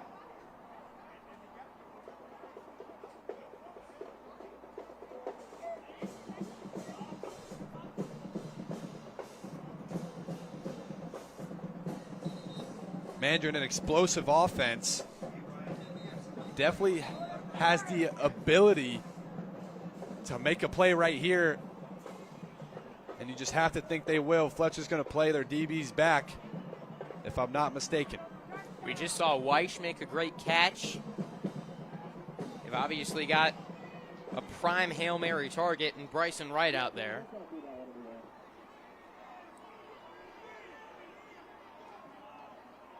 Knox Annis is running to the sideline, and they're bringing out Malik Morrison.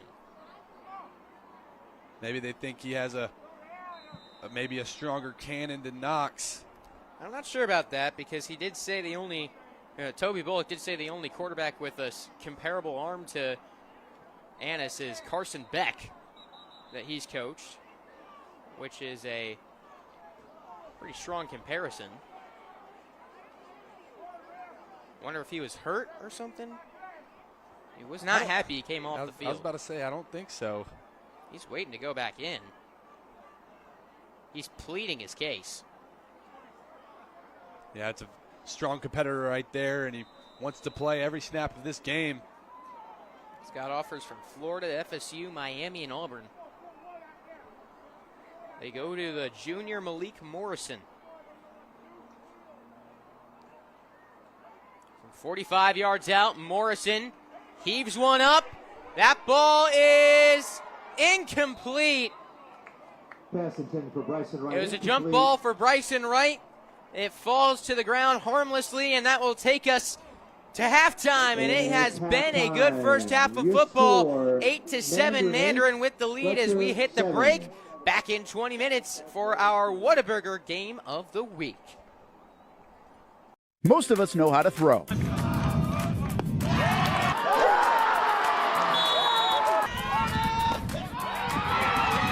But you need to know what to throw. I'm not talking about footballs, baseballs, softballs. We're talking about those items you need to recycle. Republic Services explains it easy. Recycling simplified. 1.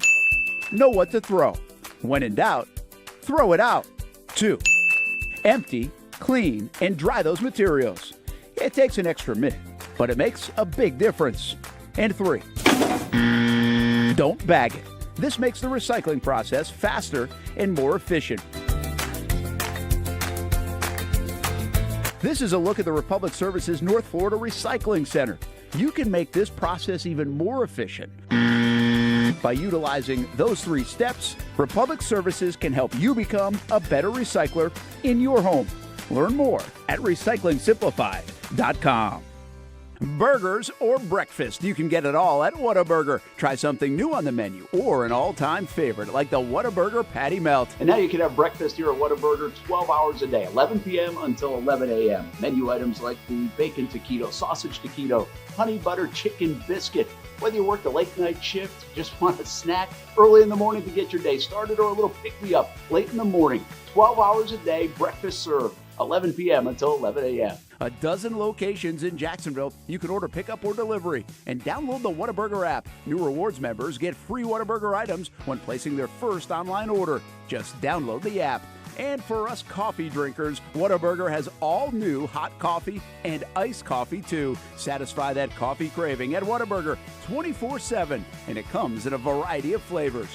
Burgers, breakfast, coffee, and so much more. Whataburger, just like you like it. Baker's Sports. It's a hometown business filled with hometown people trying to make you feel right at home. Chris Conley, Jacksonville University. Walker Wright, class of 2018, West Nassau High School. Michael Young, Fletcher High School. Baker's Sports started in a grassroots way and now outfits much of the Southeast. Tony Mazzio, Stanwood High School, class of 2002. High school sports, travel sports, youth sports of all kinds. They are a one-stop shop carrying Nike, Adidas, Under Armour brands, and more. Vincent Caldes, Oakleaf High School. Samuel Coffrin, Paxton School for Advanced Studies. Whether it's sports teams on the field or it's your team in the workplace, like our Action Sports Jacks team, and community events like the Dream 18 Golf Tournament, and many others. Cole Tilley, Hilliard High School. Reagan Webb, Eagles View Academy. Look good, feel good, play good with Baker Sports. Custom sports apparel since 1997. Shop with the hometown team at bakersport.com. Hey everyone, I'm here with star receiver for the Mandarin Mustangs, Bryson Wright, the sophomore sensation here at Mandarin. And Bryson, you had an incredible freshman season last year, just at the age of 14. Yes, sir. And you've come out here.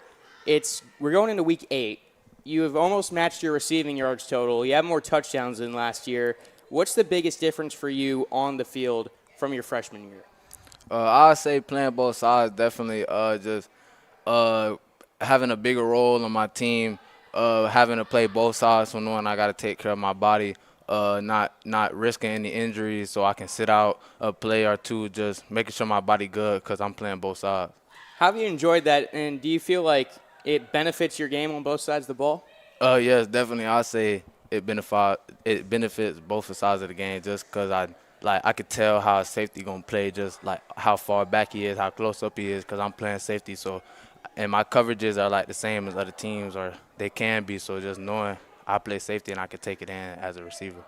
And when you're at receiver, knowing safety's tendencies, has that kind of changed your game a little bit, how you run your routes? Definitely, because I say teams play a lot of zone on me, so knowing if they zone or what he got, it helped me a lot. I could see like how to run my route and sit in the open windows. So this was a question. We were out at high school football media day in August when we were asking two-way players about Travis Hunter, what they think about that. Now that you've gotten the chance to play both sides, does it amp up your respect for that a little bit more? Definitely. I say it's not easy. It's definitely tiring. I ain't gonna lie. What's a better feeling? Because you've done both of these this year. Yes, sir. Pick six or a touchdown catch? If it's a blur, I'm going to go touchdown catch. But other than that, I'm going to say pick six. Man, it's quite the feeling. We saw a great one last night in the Jags game. This is previously recorded. Everyone will be seeing that Wednesday night.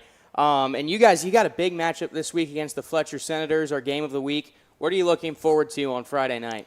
Man, we finna come out, tweet, we finna definitely get the win. Them boys better come out because we coming out for sure. We going to do whatever to get that win for sure.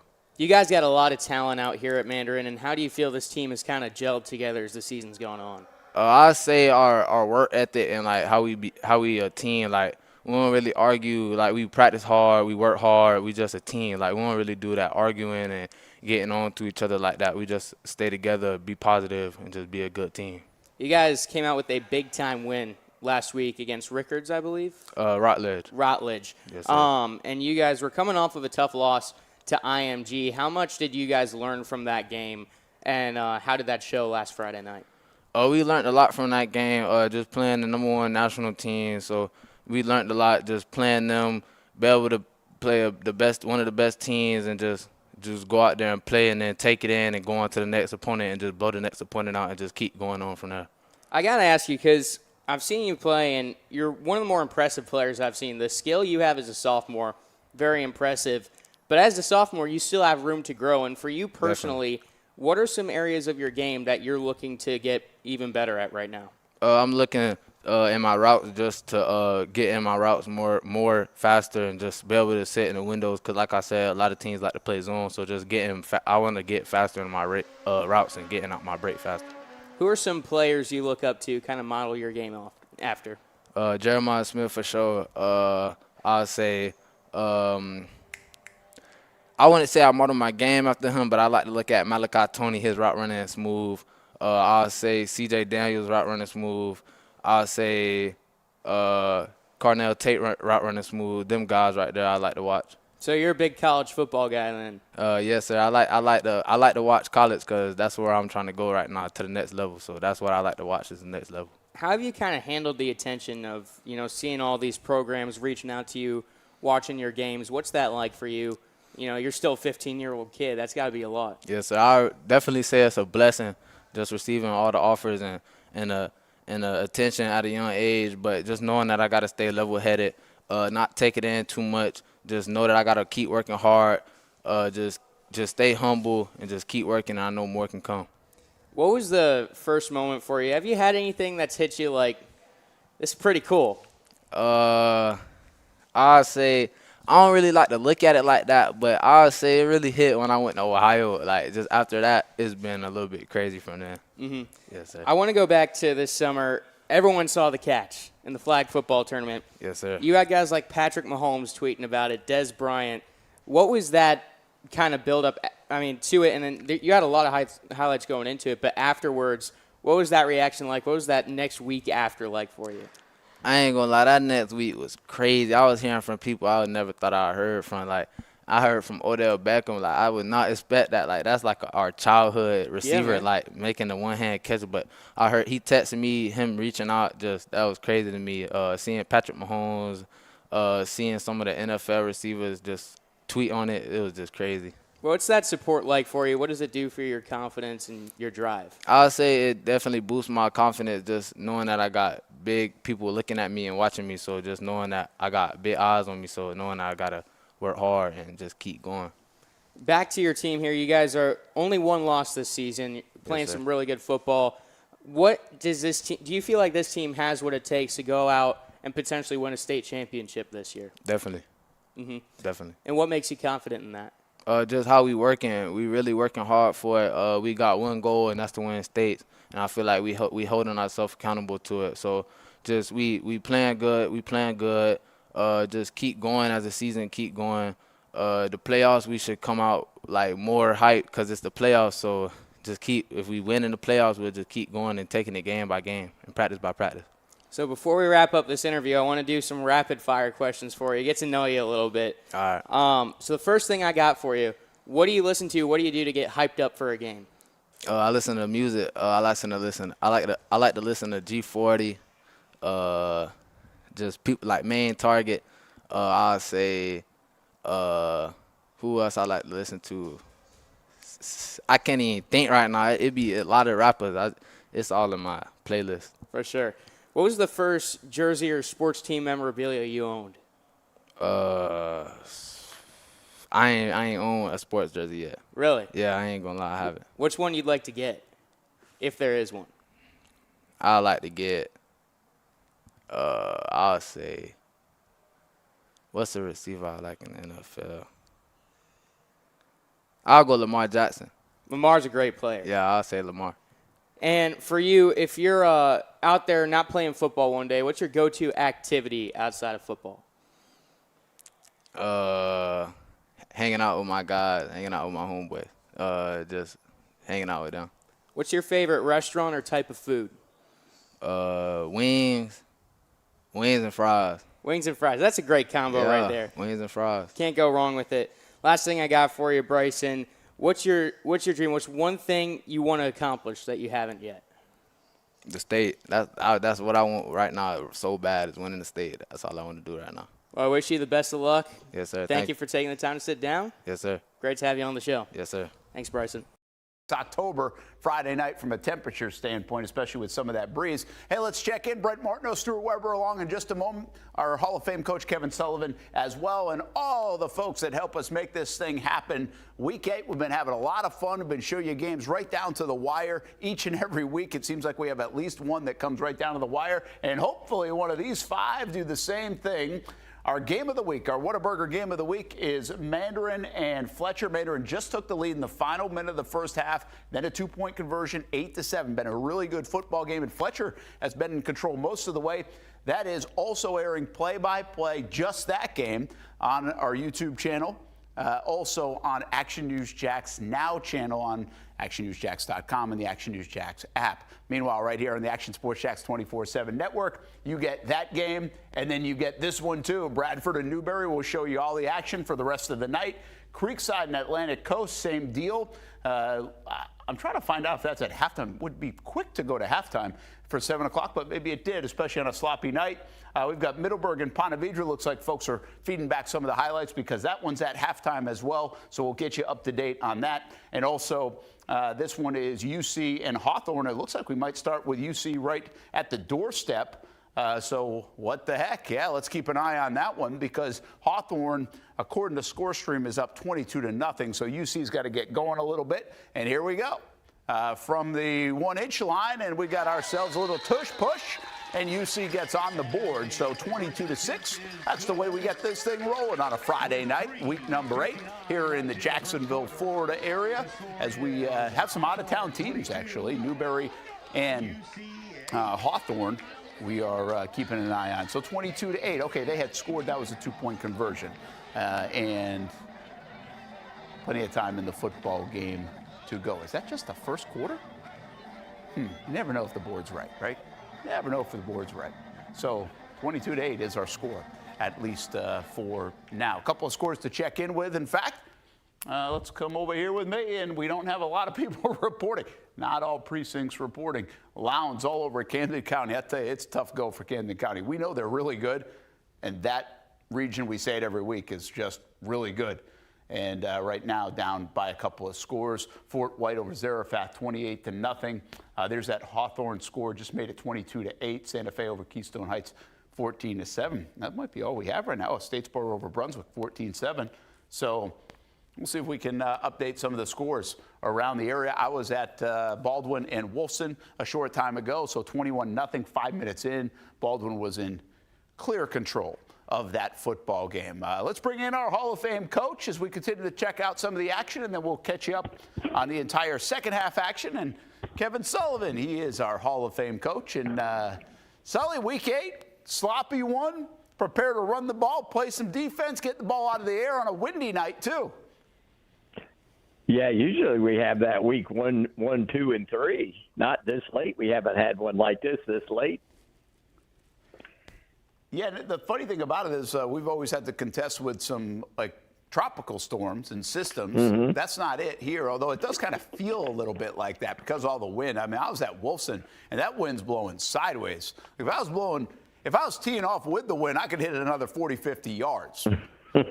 Into the wind, that thing's boomeranging and back right at me. So I do think, I was even thinking about it, if you throw it to the right side of the offensive set or the left side of the offensive set, it actually would affect the ball the way the wind was blowing at Wolfson. Now, it depends where your field is set up, but that's kind of wind it was out there, really blowing pretty good. So we'll see what kind of effect it has on some of the places. Now, the other interesting thing, Sully, is we now have more turf fields than ever before, and that continues to grow. And I don't really know what the percentage split is, but if you got a turf field, it's a better night than if you've got a grass field, don't you? Yeah, and a couple of those fields, Ed White, Mandarins, First Coast, they're not been notorious for being really good drainage areas in that. So there'll be some quagmires and big running games tonight on some of those places. Well, the other thing, there's a lot that goes into this from an administrative standpoint, I think, as well.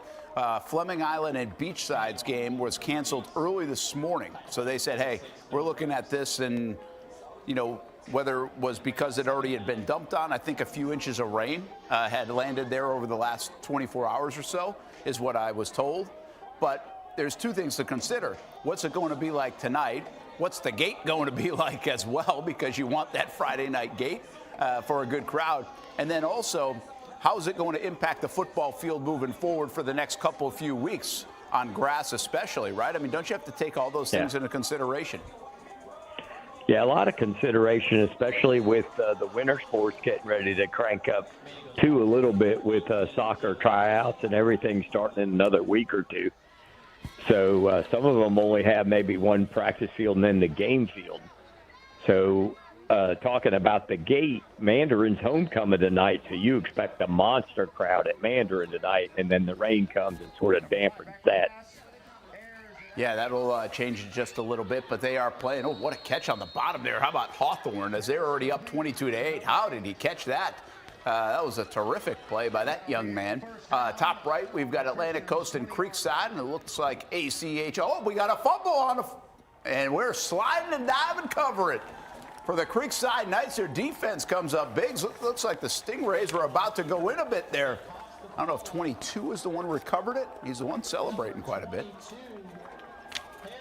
Yeah, we got a score on that game yet? We're about to see it right now. So we are in the third quarter. Creekside's up 14-0. That first half flew by. They must have just ran the ball. Maybe it was really raining down there because it was a 7 o'clock start, right? Yeah, Creekside? Yeah.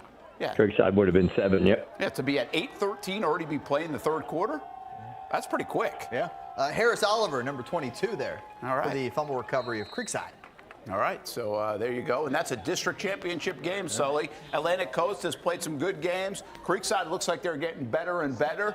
The Knights 14-0 lead. Both teams already beat Sandalwood, so obviously that's a big one tonight for both. Yeah, district champion is probably going to get in, so it's real important, but no guarantee these other two, as maybe a 5-5 team, is going to get into the game, get into the playoffs. I mean, so the winner of this has got to pass in the playoffs, anyways. All right, yeah, that's a very interesting distinction because usually you win district championship over the years, pretty much a guarantee. Well, it was a guarantee. We just saw University Christian and Hawthorne. Hawthorne answers UC's touchdown, 2-point conversion with a touchdown and 2-point conversion we think of their own, right? I think that was just a touchdown. That was a touchdown? The long catch I saw put him out of bounds at about the 1. Okay. When it's time to get a new car for anyone in your family, just remember, nobody but Nimnick, the #1 Buick GMC dealer in Jacksonville. Get the latest price breaks on 2023 and 2024 models or the newest 2025 vehicles in the showroom on Phillips Highway or shop online at NimnickBuickGMC.com 24 hours a day. GMC Sierras, Yukons, and the redesigned Acadias, or get the all-new redesigned line with Buicks. It's nobody but Nimnick, and part of the reason why is this is a first-class buying experience here at Nimnick Buick GMC. You're not just a customer, you're a friend. This is about getting a vehicle that best fits you and getting you on the road, and also helping you and your family down the road. Nimnick has a treating you right guarantee, courtesy, respect, fairness. And most Buicks, GMCs, and Jacksonville's only Car Bravo dealer, nobody but Nimnick. Who has put in the most years and stands behind a better experience? Nobody but Nimnick. GMC. We are professional grade. If you need a quality play this football season at your home, call That One Painter First Coast. Locally owned and operated, experienced employees, no builder-grade materials. And there's more, and for that, we throw it to Noah Schlicksup. That One Painter First Coast can apparently help your kicking game, too. Well, after my failure on skinny sticks last year on Creekside game day, I've spent a lot of time out here at Creekside practicing my kicks. There's only one issue. How is that even possible? The good news is I know exactly who can help. That One Painter can handle all your painting needs, from field goal posts to cabinets to stucco. They got you covered. Though they may not be able to help with my kicking, they can certainly help with the posts. Call That One Painter First Coast today for all your painting needs at 904-495-1373.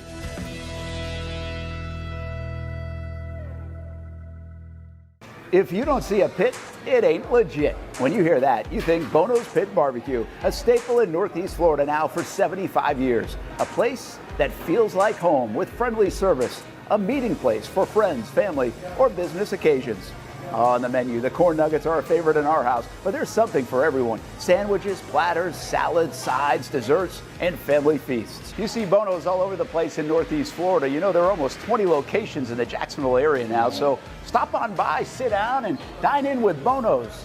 You can also take it to go. There are drive-thrus in many of the locations, and they have delivery options too. Just download the Bono's app to make things easy. I signed up for the loyalty program, and you can too, to get special offers. If Jacksonville is home, few things feel more Jacksonville than Bono's Pit Barbecue. Celebrate 75 years and many more to come. Bono's Pit Barbecue. If you don't see a pit, it ain't legit.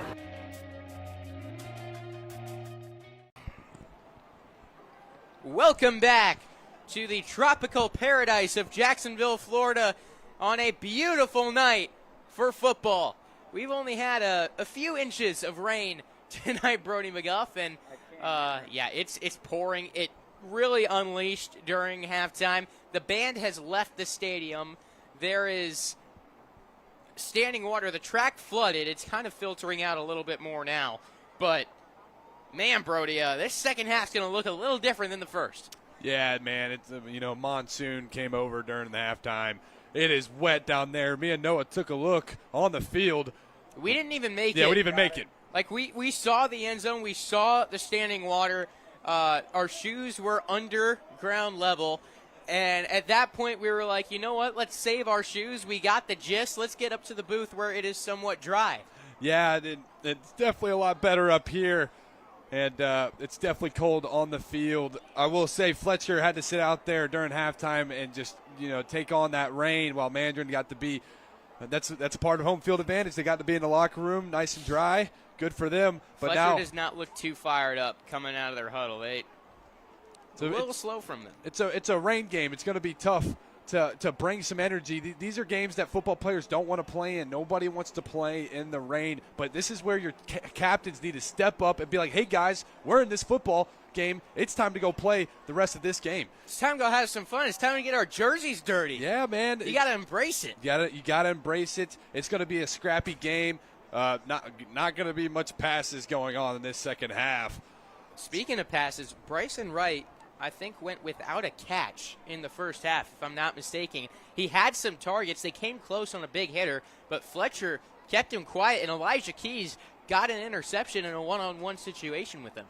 Yeah, I think it was more in the timing of that throw from Knox. Annis threw it late. Elijah Keys got out of his break very well, though. It was a great play by him, but that was a late ball thrown. He really just should have never thrown it.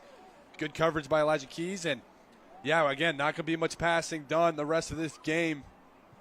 And to start this game, Fletcher's kicking it off. I can't see this ball going too far either because he has no grip to stand on. That ball is straight in the mud. And it's going to feel like a rock when he kicks it as well. By the way, this field was completely green when we arrived. It was looking in great shape, and it has taken a beating on that right side from that first half in warm-ups. Second half of football, it's 8-7. Mandarin grabbed the late lead in the first half. Can they hang on as the kick is away? And it's traveling well down to the 4-yard line. And now time to run it back. Past the 25, past the 30. Will Jones to the 40-yard line. Out to the 40-yard line. There's a flag. We've got Laundry.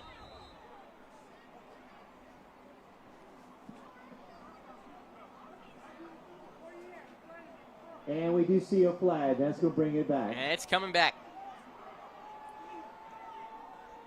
Mandarin has the momentum, I feel like, coming into the second half. They got the late touchdown. They got the 2-point conversion in the second half. In a game like this, it's going to come down to the line of scrimmage and who wants it more up front.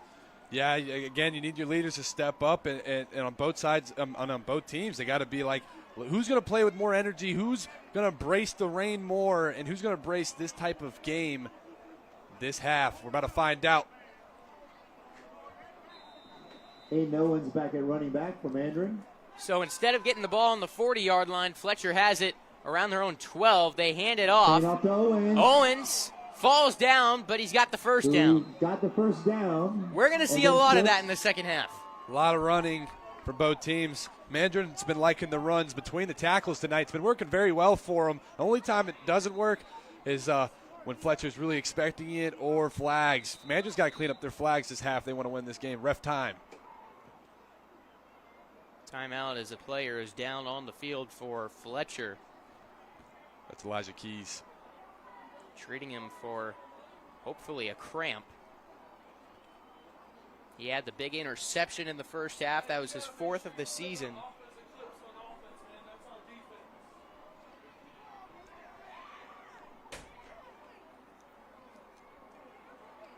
They're stretching him out, so that's a good sign that he's just cramping down there. Yeah. You worry about injuries, though, in the second half. With how slippery this surface is, people are going to be falling all over the place. A lot of this is going to be run game, physical football. You do worry about the player's safety. Yeah, you do. I mean, when you plant, it's going to be slippery and sliding.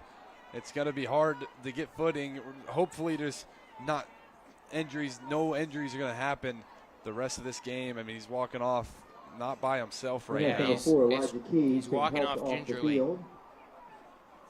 The UCF commit has had himself a great game so far, and you just hope he's all right. You're just cramping.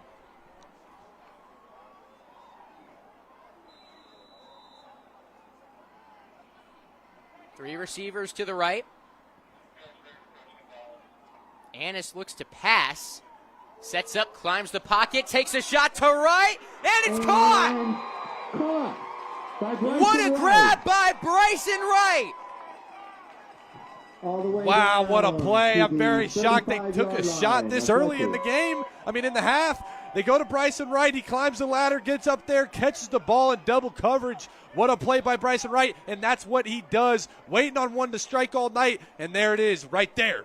Not many guys are making that play, and you know what you had talked about on the blitz breakdown earlier this week? He gets his hands up late. He does a nice job of not letting the DBs get a hit on when that ball's getting there. Last second threw his hands up and made a fantastic grab. 1st and 10. They run to the right. Owens inside the 25. The other part of that, what a ball there in this raid by Knox Annis. Yeah, it didn't look like it affected him there on that throw. I bet that'll give the Mustangs coaching staff some more confidence to take some more shots as the night goes on.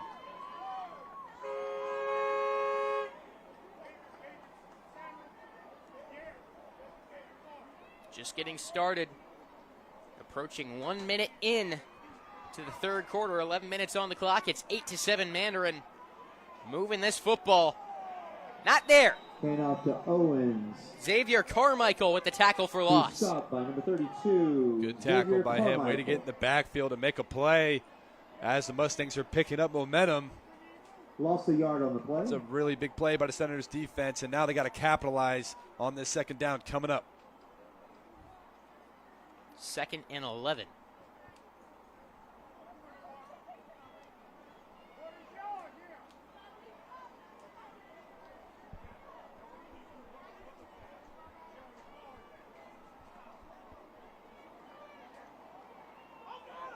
Taking another shot. Weish!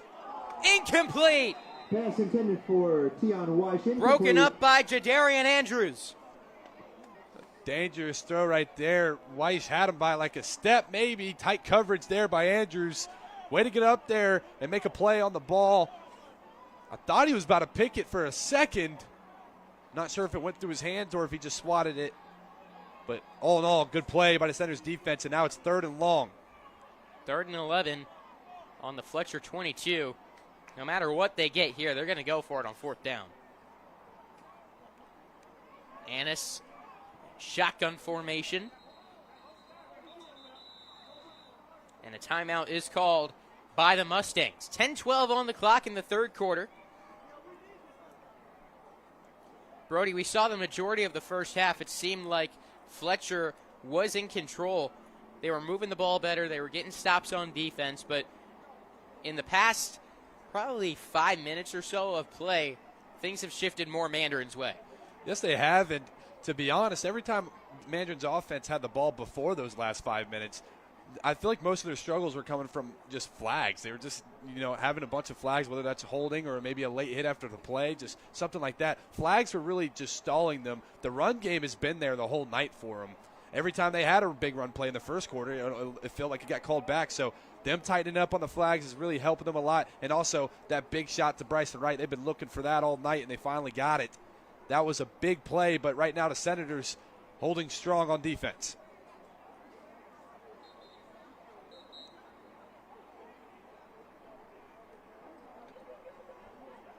Third down and 11.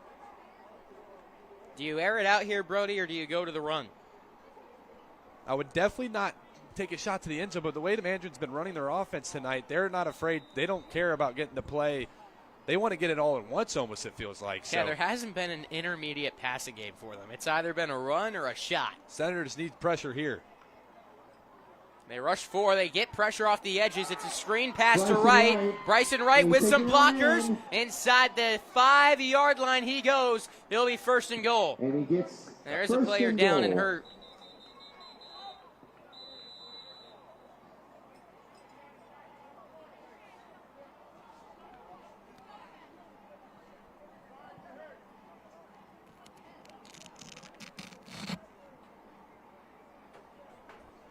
And again, a lot of concern there. I saw Lucas Berghart with his hands on his head. Everyone quickly rushed out to look at him. You worry a lot for the players playing on that surface right now. Yeah, it's dangerous out there. And again, especially on this side of the field, it's like they've only played football over here. Mm-hmm. And you can just see all the mud, and it's very slippery out there, and you can get tangled up quick. And another injury for Fletcher. This is really unfortunate to see right now. Yeah, and this one looks serious.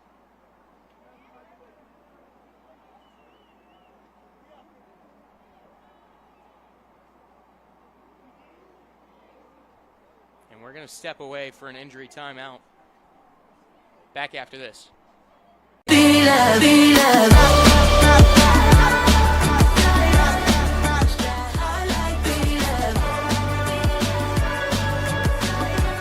Grateful to FSCJ for giving me the opportunity to be the best version of myself. We offer our students a gateway to the future. It's such a great place to be, and the community is amazing. It's awesome here, and I love it.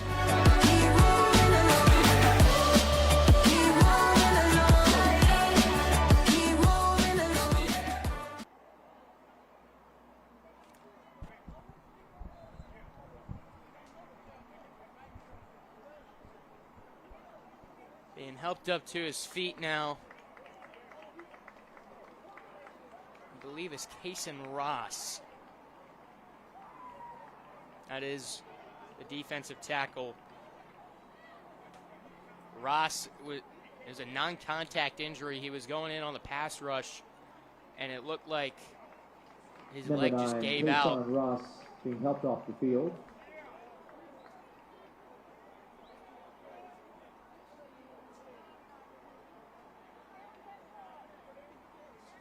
Definitely a major injury. Yeah, He's having to be carried off the field.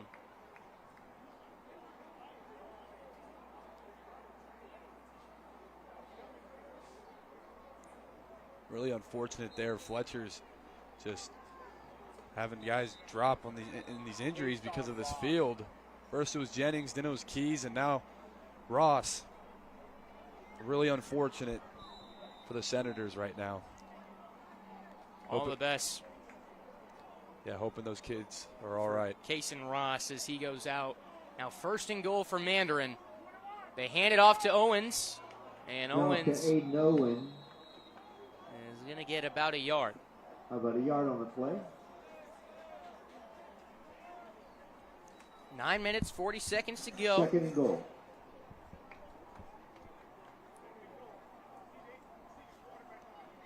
Making some substitutions ahead of this play.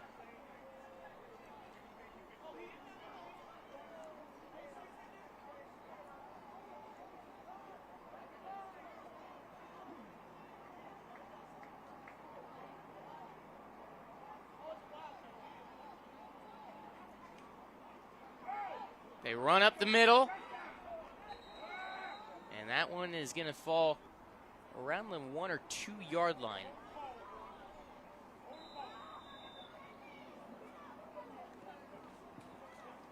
And now there's a player slow to get up for Mandarin. Trayvon Gordon. Jeez.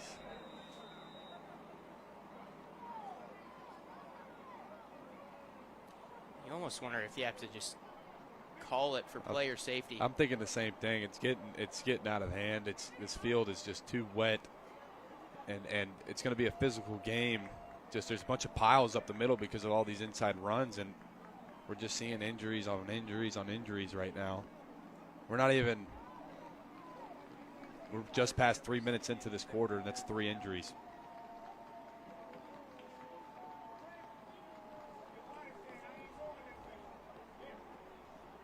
least 2 of them have been non-contact. Oh, right there, that was not non-contact. He was just caught up. He got guys just tackled basically into his legs.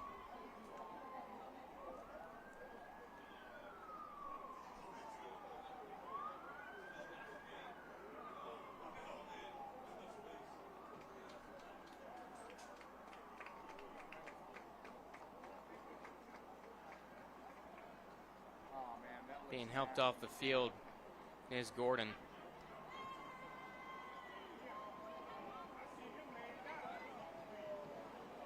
As it begins to pour.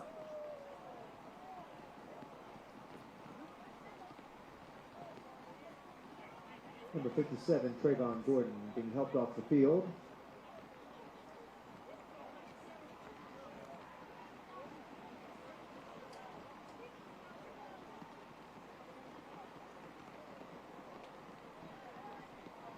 And now I feel like it could be getting in these players' heads that this field's so dangerous to play on. And when you're scared of getting hurt, that's how it causes more injuries. Bryson Wright hyping his guys up, tapping everyone on the helmet as they come out there for 3rd and goal.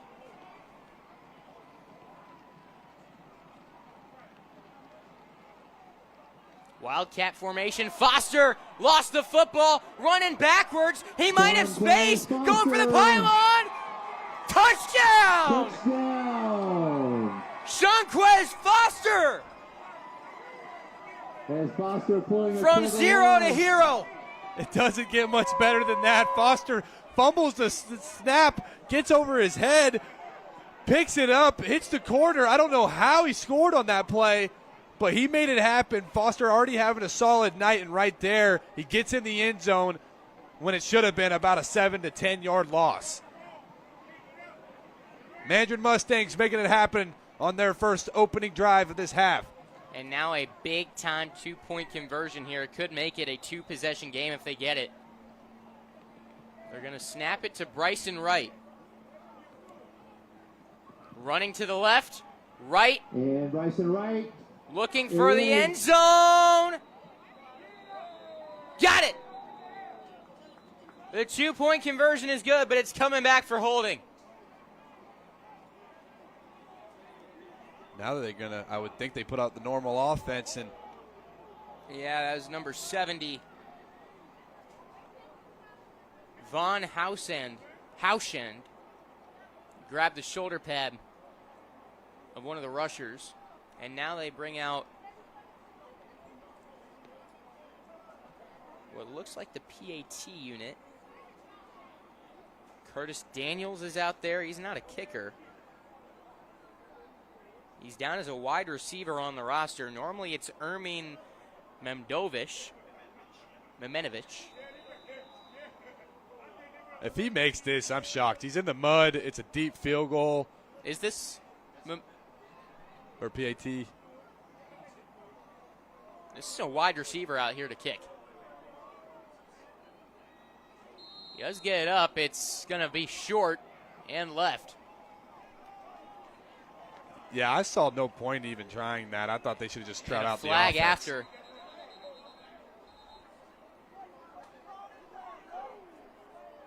It's on Mandarin.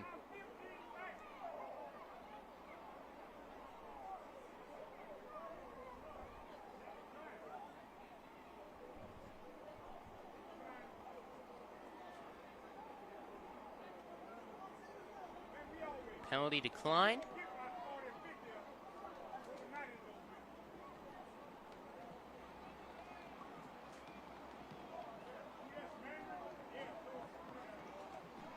So your score with 8.5 minutes 8:34 on the clock. 14-7 is our score. Fletcher 7. It's a major failed conversion right there for the PAT. If Fletcher scores, I wouldn't suggest they kick a field goal either. I feel like they got lucky they got the first one. The kicker slid when he kicked it. I would think this kickoff's going to be interesting. Yeah. They went with a squib kick last time. Junovic Bienfait kicking off for Mandarin. They go for an onside. And Fletcher has got it on the 50-yard line. And the onside kick recovered by number 80, Nico Poblacion. Yep, not a bad idea to kick it onside in this rain. It almost that bounced ball off could there. be easily mishandled out here.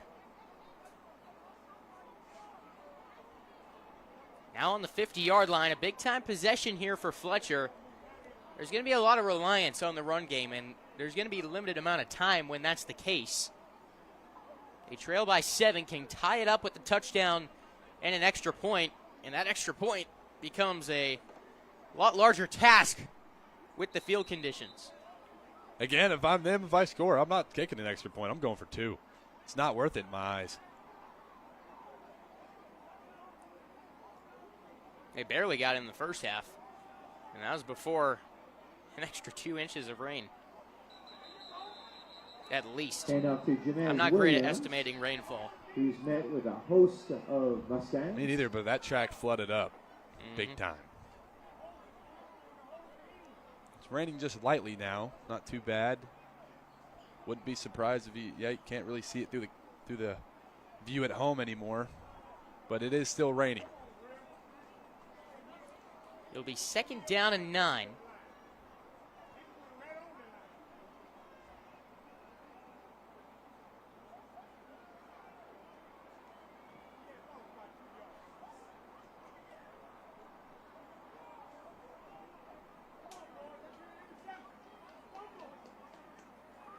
One receiver on the right, 2 to the left. Quarterback keeps it himself. James with some blocks. Big hit inside the 35, delivered by Bryson Wright. But Cruz James picks up the first down. That was a great ball fake. Pulled it at the last second. Yeah, and I think they should implement that more in this game. Running the QB, you could see the wheels on him right there. Definitely will make, when the QB can have that much threat through the running game himself, it opens up some lanes for the halfback. Another handoff, and this is going to be a gain of about 1, if anything. You know what's really interesting, Brody, is now the rain has kind of been replaced with a fog above the field. Yeah, it's getting foggy around here. Just a weird weather day. The windshield on my car is going to be tough Yeah. on the drive back. 2nd down and 9 for Fletcher. 6:50 to go in the third quarter. And they got Mandarin to jump off sides. And now they got another hurt player, and I think that's DeAndre Smith. Oh, no. It's got to be cramps. Nothing happened.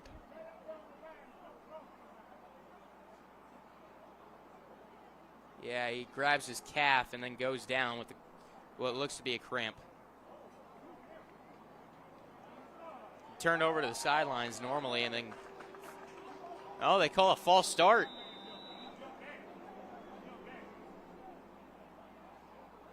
Who flinched?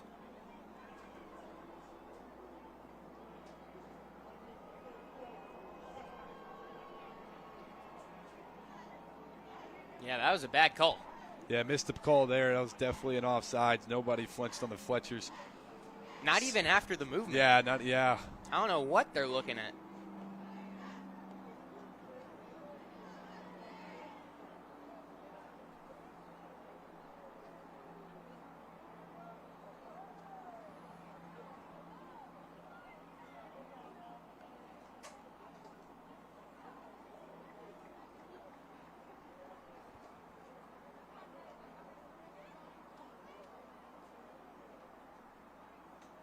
Smith getting tended to, just trying to stretch him out, I think. Players dropping like flies in the second half.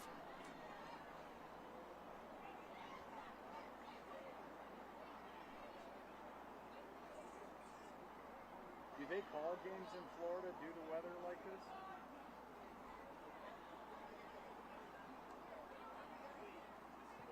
And that's DeAndre Smith being helped off the field.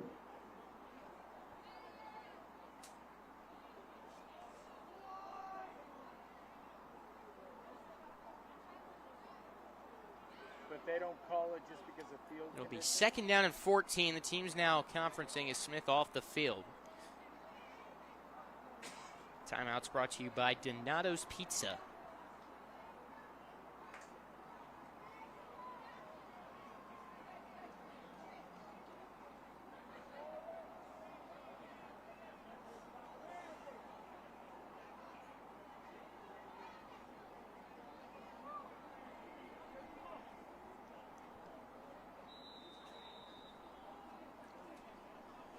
Second and 14.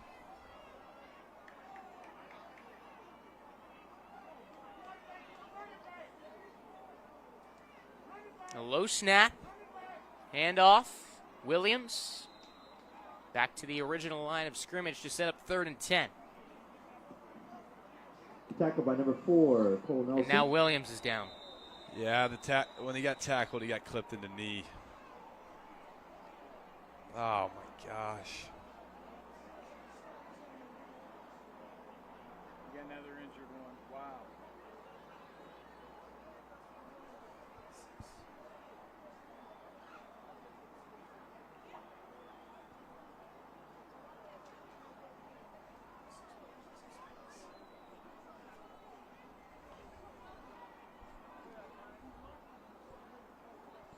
I think he muted me again.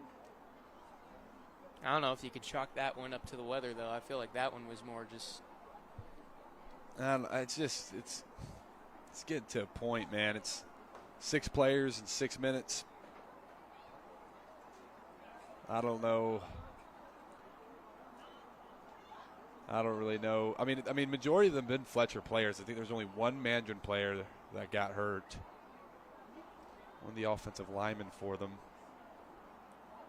But, like, most of these look like major injuries.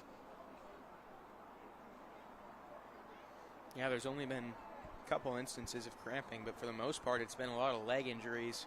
And we thought a few non-contact. And we thought Elijah Keys was just a cramp, but he hasn't returned since he left the field in the beginning of this half.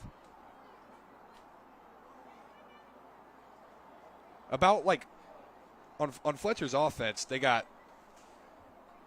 DeAndre Smith out, they got Jennings out, and now they got one of their major blockers out.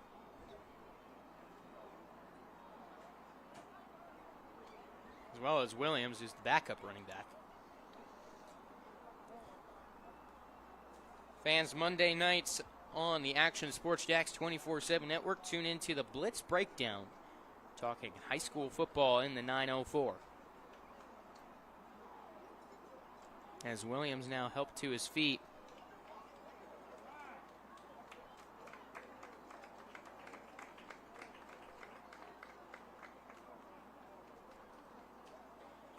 Is it really? I thought it was. No, that's not Williams. I That's thought a lineman. it was Davis. Yeah, that's Roy Farrow. Oh, we're both off.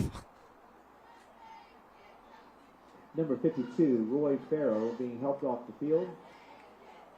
And he's not putting any weight on that right leg.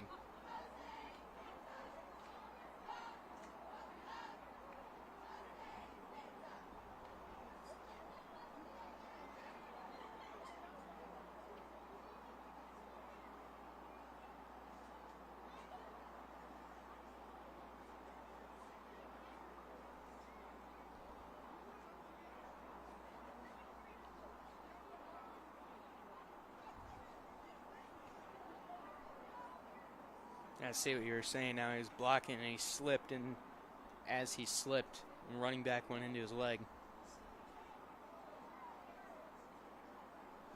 I'm going to be honest. I don't say this stuff often, but I'd call a game. It's getting not worth it. I mean, we got. It comes down to player safety. Yeah, it's just not worth it. It really isn't. This field is absolutely just drenched right now. It's completely muddy on the right side, and now we're on the left, and we got an injury right when we get over here.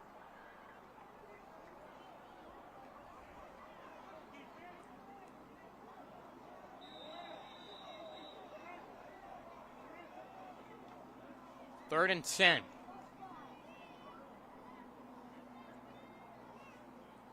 Looking at 0 at the bottom of the screen.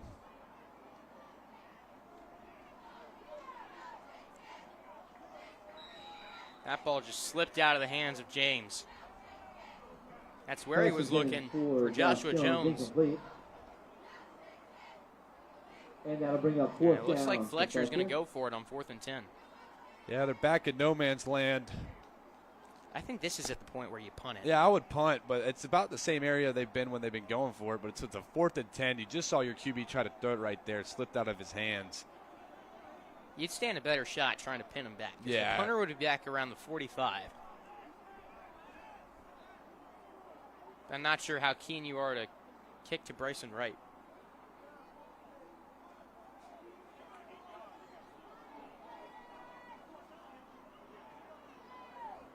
Fourth and 10. Mandarin showing 6 down on the line of scrimmage. They only bring 3. James lets go of a pass, and it's going to be a loss of 2 yards. And Mandarin football.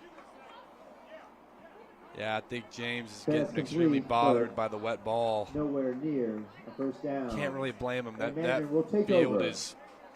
You saw the puddle. Yeah, when they run, when they get tackled, you just see water getting splashed everywhere. And that will take us to the water break. 5:55 to go in the 3rd quarter. It's 14-7 Mandarin on our Whataburger game of the week. Action Sports Jax Friday Night Blitz. Every Friday, the only live streaming show in Jacksonville dedicated to high school football. Streaming on Action Sports Jax 24/7. Then we're packing all the highlights into a 30-minute show, Action Sports Jax Friday Night Blitz, and streaming on Action Sports Jax 24/7, Friday at 10:30 on Fox 30. Sponsored by Whataburger, just like you like it. Welcome back to Mandarin High School. It'll be 1st and 10 Mustangs coming out of the water break.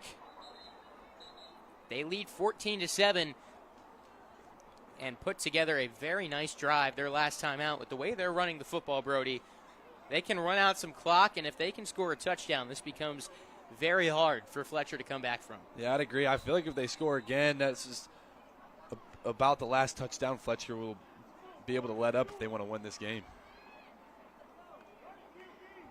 A high snap handled by Annis. Runs up the gut. Still going. Getting pushed forward. Some toughness there from Mandarin. On that play. Yeah, bobbled snap. You're going to see that probably a lot more as the night goes on. But way to just improvise and get up the middle and turn them legs and get a very positive gain right there. I mean, you would have thought that he wouldn't have got much yards out of it, but he got a lot. It will be 2nd down and 4, 5:22 to go in the 3rd quarter of play. Another run. Falling a yard shy of the first down markers, Kyrie Wilson.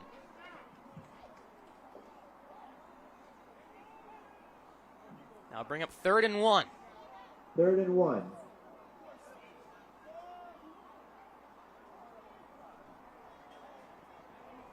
I'd go right back to Wilson, Brody. Yeah, I would too. I would just keep running it until Fletcher makes the pass. Just keep pounding the rock. They might go to a stretch of those trips. They liked that play earlier.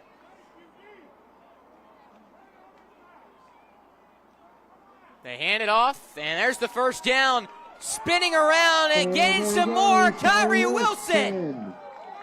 Up to the Fletcher 30. Kyrie Wilson. Goes out of bounds around the 31-32. Really good run. Tough running by Wilson right there. Way to find a gap, break a few tackles, and get an open space. Really good job by these Mandarin running backs tonight. I've liked all 3 of them when they've gone in. They've all made some plays, and they run very tough and physical. Credit to that offensive line and everyone blocking too, because they're paving some really nice lanes for them to run. Yep, especially up the middle, and right there again, running up the middle helps. This offensive line has been very impressive this year. Something that has stood out to Mandarin coaches as rolling right, Annis tucks and runs. And quarterback keeper for Knox He's going to Annis. pick up about 5 yards on the play. 5 yards. Surprise, Mandarin still trying to throw the ball, but I will be honest again, I mean, Knox Annis threw a really good ball in the rain. I feel like he's definitely comfortable, more comfortable than what you would expect for a high school QB throwing a very wet ball. But right there, he didn't like what he saw, so he tucked it and run it. Really good run by Knox Annis, showing his legs this drive. 2nd and 5.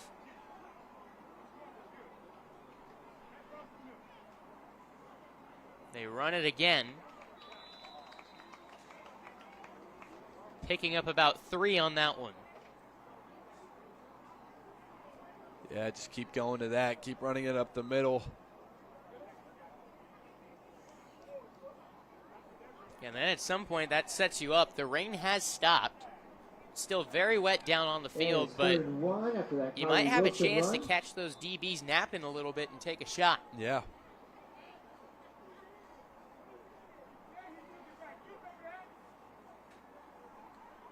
And they're going to be looking at Tion Weish or Bryson Wright if they do.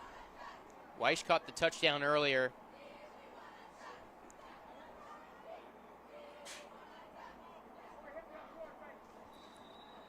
$15 of 16 passing touchdowns this season have gone to either Bryson Wright or Tion Weish. They hand to Wilson, and he gets up to the 20-yard line. That'll be a first down, Mustangs. Clock down to 2:59. So far this quarter, Fletcher is really having a hard time stopping this running game. Just getting out physical up front. This Mandarin O-line definitely made some adjustments at half. They're just running very smoothly right now. Fletcher's not really causing much problems for him.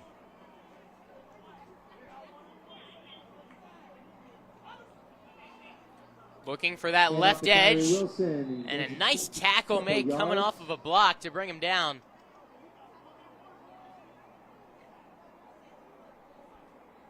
That was Lewis Stewart, the linebacker. Yeah, good tackle by him, making sure the Mandarin running back doesn't get outside. Hold that gain to a minimal. I don't really think they got a yard out of it. They say he did get 1. 2nd and 9.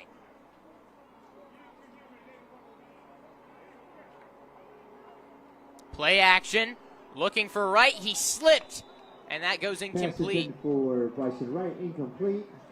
Yeah, he ran just a 10-yard dig route right there. Right when he made the cut, he just slipped. Yeah, nothing he can do there. Lucky it didn't get picked. I think if that ball was placed where he wanted it, that's going to be an interception. And honestly, I think he saw him slip and just kind of chucked it into the ground. Yeah.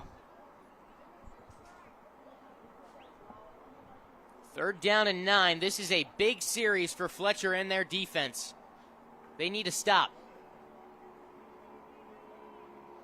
And for Mandarin, if they can get into the end zone, that puts them in the driver's seat. 3rd and 9. They look to pass again.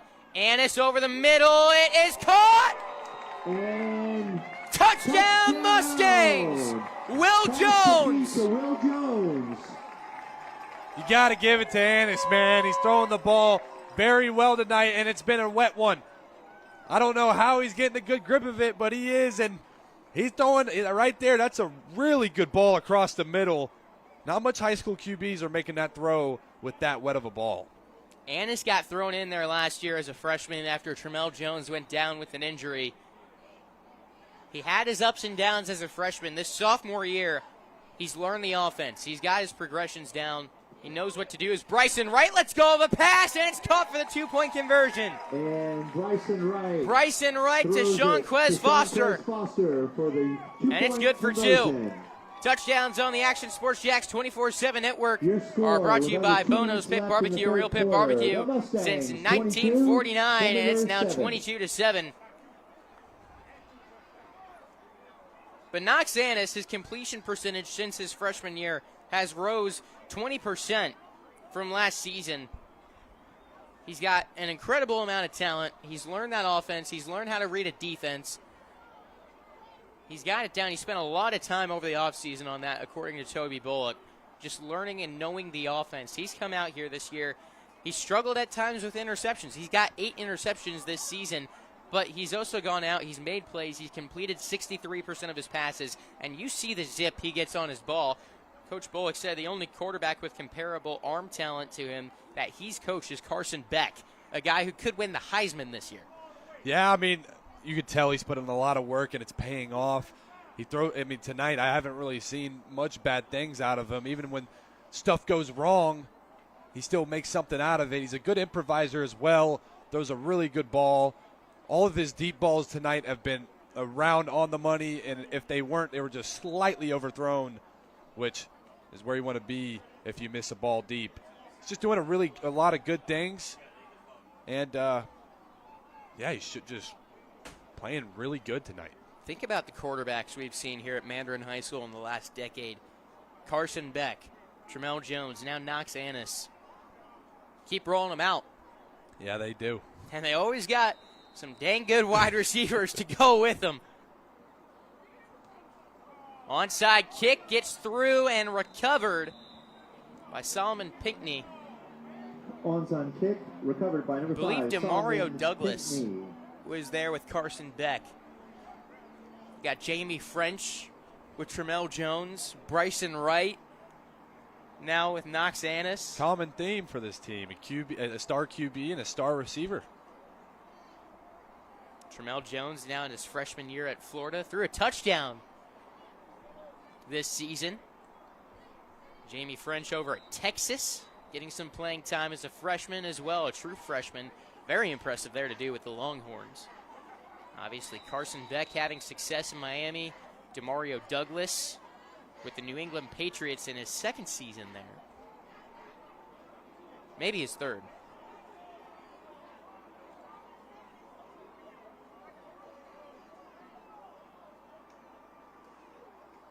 It's a new quarterback in the game, and it's actually DeAndre Smith they run the Wildcat with. DeAndre Smith. Nice to see him back in. Yeah, I was about to say the same thing. Good to see that he's healthy, and it was just a cramp. Just a yard on that play. I like how Fletcher's trying to change it up because what they've been doing hasn't been working too well for him. I just feel like they're going to have to find out how to get a passing game rolling for him.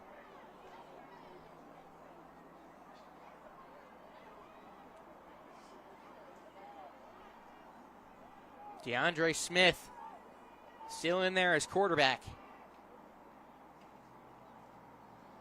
It's a jet sweep to Williams with some blocks. Williams to the 50-yard line. And I think he got the first down. And off to Jamez Williams. Yeah, Mandarin's just on this 5-wide Wildcat formation, just stacking the box and manning up every receiver that's out there. For the Senators. And right there, that's going to be hard to be physical on the perimeter and get off those blocks when you don't know if the receiver's running a route or if he's blocking. Good play by the Senators.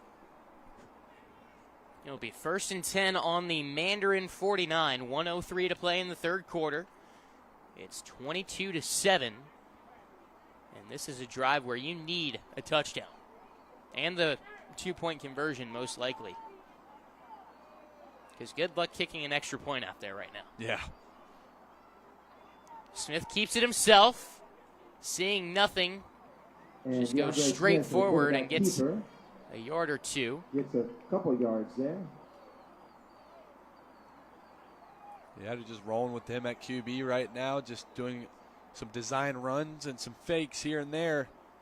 The future Hawkeye doing it all tonight. We've seen him out there, wide receiver. Made some nice plays at safety. Running the offense now. Yeah. It's an athletic and dynamic player right there.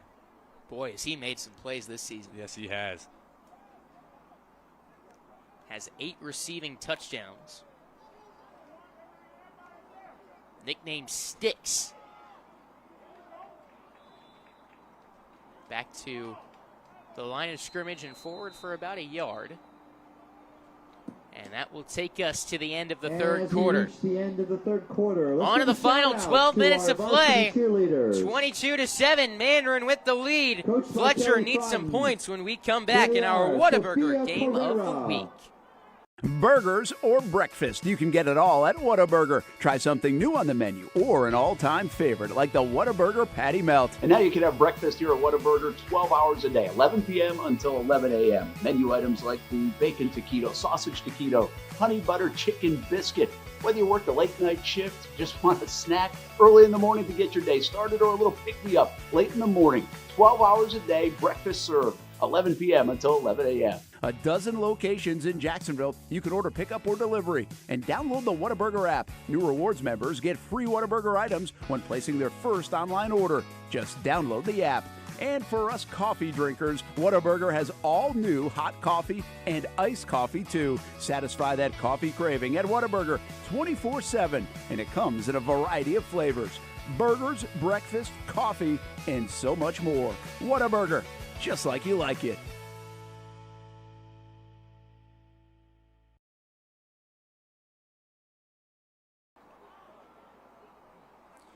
Welcome back to Mandarin High School as it is third down for the Fletcher Senators.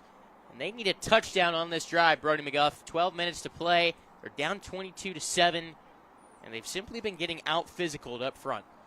Yeah, Mandarin, made some halftime adjustments, and they're both fronts, defensively and offensively, doing a really good job being physical and doing their assignment. Fletcher trying to figure out an offense that works for them. They tried out a bunch of things tonight, and right now they're rolling with Smith at QB. Smith compared to Xavier Worthy by his head coach with his elite speed. An empty backfield for him now. So the wide receiver motions over Jones, flips it back to him. Jones is looking to pass from the looks of it. Let's go of a prayer, and it is incomplete, but a massive pass interference. Josh Jones with the pass. Tamash Mitchell basically ripped him to the ground.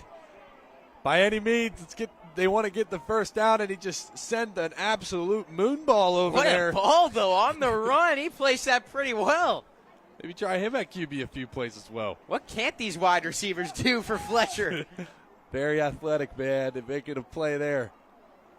That pass interference is huge. That was a 3rd and long, and that'll be 1st and 10. If that ball just falls incomplete, that would have been a 4th and long, and I think without the interference, though, that's caught. Oh, yeah. This is a big one. If Mandarin can hold on, they will face Oakleaf in the district championship after the bye week. That'll be on October 24th, week 10.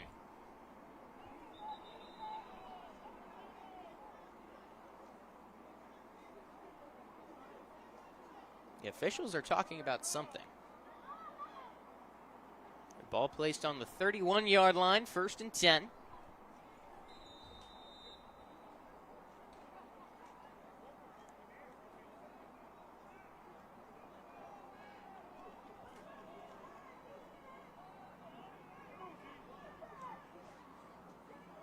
Back to a regular shotgun formation. It does not work. Goes 1 yard. Yeah, there goes the safety Bryson Wright just coming in, blitzing, and he's free and laid an absolute lick on the running back. Fletcher saw one regular play and said, nope, we're going back to Wildcat. Yeah, they just haven't been able to do their normal base running plays this second half. It was working for them a little bit in the first. Well, they're missing one of their offensive linemen on the left side of the line now in Roy Farrow. And you've got your best athlete now getting the ball every play. It opens stuff up. Miscommunication there, and Smith is brought down back behind the 35. And sacked by number 4, Cole Nelson. Yeah, that's the downfall of having a Keyshawn Douglas in there to make the sack.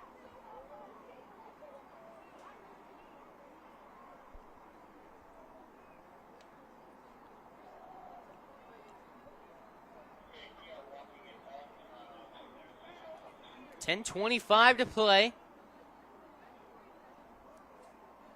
Third down and 16 yards to go. Fletcher needs a touchdown on this drive to stay alive. The man in motion, that's the running back Williams. Smith, low snap, was looking for a screen pass, now runs the other way. 30-yard line, he's hit. Falls around the 29. Bryson Wright sniffed that one out. I think he was the only guy who had a chance at a play there, and he made it. He'll bring up fourth down. Really solid tackle in open space by him. Smith, a very hard offensive player to get on the ground. Timeout. Fletcher going to use one ahead of this 4th and 9. Brody, I feel like you got to get Cruz James back out there and let him throw a pass. Yeah, I feel like you have to as well. It's the only guy that really can on the team. I mean, I don't expect another receiver throwing a ball right here. And James has had some good balls tonight. It hasn't been raining for the past 20 minutes or so, so maybe a better chance to grip the ball. If I was Fletcher, I'd take this timeout to ask the White Hat. We could dry off that ball. And go to whatever passing play you feel best about. Let's see what they go with here.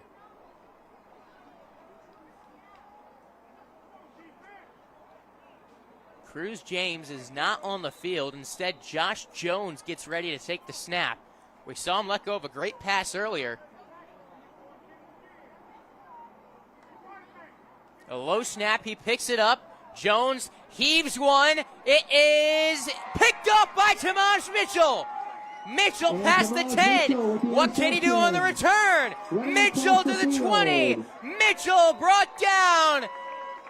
Tamaj Mitchell puts the dagger into Fletcher. Yeah, I agree with you there. I think that's the dagger of the game unless some miraculous stuff happens with these last 9 minutes and 21 seconds of the game. Big play by Mitchell right there. Mandarin's defense holding strong yet again, and Fletcher having a hard time on offense this whole half. I'm not sure why they went with Jones there. If you're going to run just a regular passing play, put your quarterback out. If you're going to chuck up a fade ball, you throw it to Jones. Exactly. I mean, Smith has made some fantastic grabs, but Jones... That's your up ball guy. That's what you throw the fades to. And he's got 3 inches on Smith, and you're throwing it into double coverage. He's literally described as their jump ball guy. Yeah. Smith is their playmaker. He's their physical guy they throw it up to. Yeah, that one's going to leave me scratching my head. It's going to leave a lot of Fletcher fans scratching their head.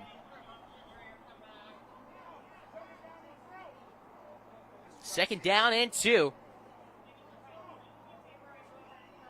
Mandarin looking to put this one away. Kill some clock, drive that football. They got a first down here. Students, now would be a good time to start calling your ride home. 8 minutes and 41 seconds to go. 22-7. Mandarin with the lead. Yeah, and I just feel like Fletcher probably feels defeated at this point, you know, with all these injuries and just the way the game went, because they were competing very well. They had the advantage for a long time. And after that long touchdown on 2nd and goal from the 20-yard line, or maybe 3rd and goal, that's when this game took a turn. Yeah, yes it did. And they have not been able to survive in the rain and having to rely on their ground game. Them going one-dimensional, being forced to go one-dimensional, Mandarin was all over it. They won that battle up front. Yes, they did, and And again, I've mentioned it multiple times tonight, losing Jennings in this type of rainy game is just so big. That halfback is an absolute power truck when he runs up between the tackles. They could have been using him tonight. Just major losses all over the place for Fletcher. Yeah, I mean, we haven't seen Elijah Keys come back. Lost Kyson Ross. Kyson Ross, who's been phenomenal at defensive tackle. You lose your left guard as well. All of these seem to be major injuries.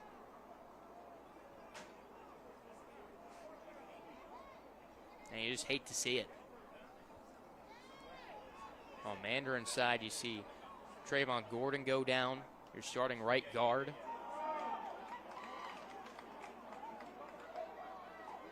Wow, they missed one there. That was either an offsides or false start because the O-line moved. Both sides went crazy. Both sides were screaming at the official. And the official said, no, I'm going to keep that clock running. And that will bring up 4th down for Mandarin. 4th down, decision time for the Mustangs. I feel like you got to punt this one. I mean, the chances of Fletcher, there's 6:36 to go. Make Fletcher drive the field down by 25. By 15. I agree. Just it's apparent that Mandarin has no fear about this Fletcher offense whatsoever. Maybe they got a nice dialed-up play right here in their pocket. Bryson Wright is one-on-one at the bottom. Tried getting them to jump, and they did.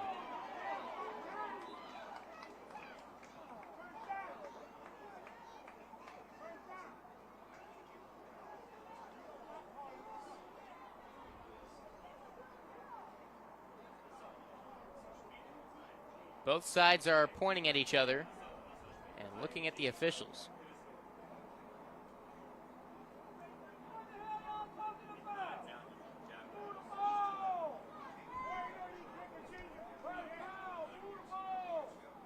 Yeah, I don't really know what they're talking about. Offsides on Fletcher. That was the last thing they could do on 4th and 4. And I feel like in the play before, Mandarin, there was either an offsides or false start. Give him a call right about now.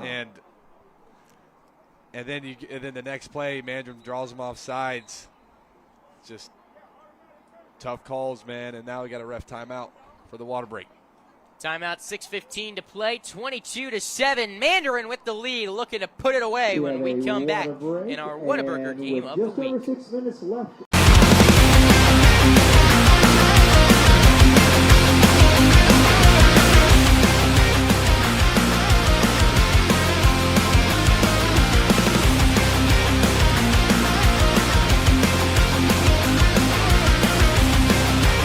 You have the opportunity to explore what you might want to do with your life. There's so many opportunities here that it can spark interest that you didn't even know you had.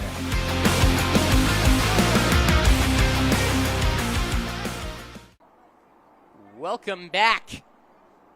6:15 to play. Mandarin with the football and a new set of downs.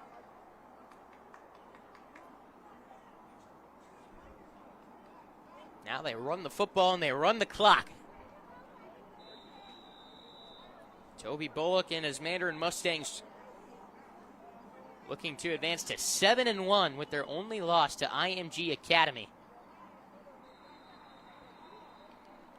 And they had back-to-back big tests in Bradford and IMG. Bradford, you get the 14-7 win right in your defense. And then with IMG, it's IMG. Yeah, it's like the game didn't even count. It just adds to their strength of schedule. That's all it does. It definitely added some points to the strength of schedule. You bounce back against First Coast, 34-13, and First Coast isn't bad this year. Yeah.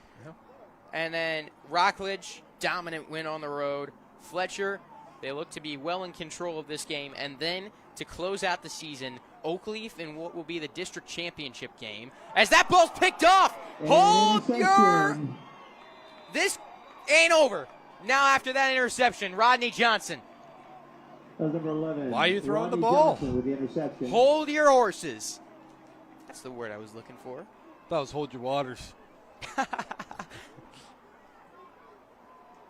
Let's see if Fletcher can figure out something on offense with 5 minutes and 18 seconds left in this ball game. Why are you throwing the football? I don't know. Again, I don't feel like they really fear this offense, and I don't necessarily blame them, but you just run time off the clock. Yeah, right. I tell you what, when you face Oakleaf in your next game and you face St. Augustine to round out the season, that's the point I was making. They have got maybe their 2 toughest games outside of IMG coming up. Big-time games. You can't make mistakes like that. They hand it off.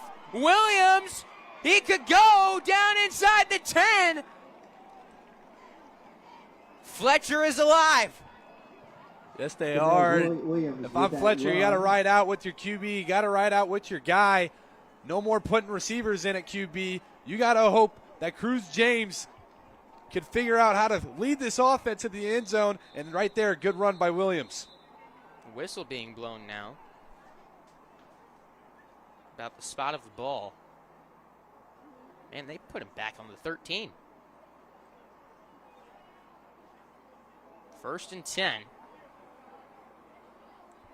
And it went from a basically guaranteed Mandarin win to now Fletcher's got a chance. Because Mandarin did the one thing they could not do in that situation. Hand off to Jamez Williams. 2nd down and 6. 4:53 to go. James, trouble with the snap, and that's killer. It'll be 3rd and 10. Got it. You know what I'm very confused about is, Fletcher loves to run some receiver screens, and have we seen one tonight? No. And this is a perfect game to do it. You don't want to throw it deep. I get it. Like, the rain conditions, the wet conditions, you don't want to throw it deep. Throw the screen to your receiver seat. Get your playmakers in space. Neither of these teams have really had an intermediate or short passing game. Everything's been a shot. Yeah. Scratch my head more. Low snap, ball on the ground. James falls on it. And now this will be game. Quarterback falls on it. 4th down and 14. Fletcher needs a conversion. And I'm looking for number 1 or number 0. If number 0 is on an island, I am throwing a fade to him. 6'2", 205. 8 touchdowns this season. He's way taller than the corner on him. You got to throw it to the bottom here. He's one-on-one. That's where they go. Jones. Incomplete. Pass interference. Wow. Oh, my gosh. Oh, my gosh. First off, it was not a good ball, but that's what happens when you underthrow balls. It can turn a play that's completely covered into a PI, but I don't think there was anything there. Oh, my gosh. I can't get enough of that one.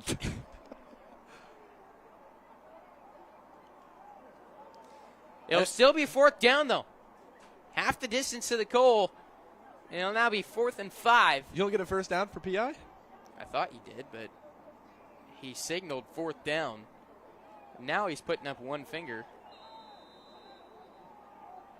Where's our rules analyst at? Oh, my gosh. Give us some leading, man. Is it 4th down? Yeah. That's what the chain gang says. Now Mandarin just jumped. What is going on?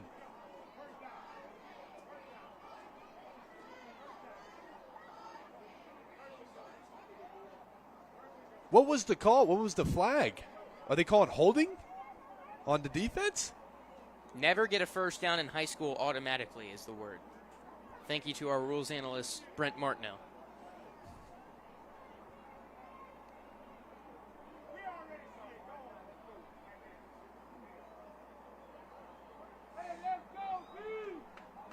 It'll be 4th and 1 now.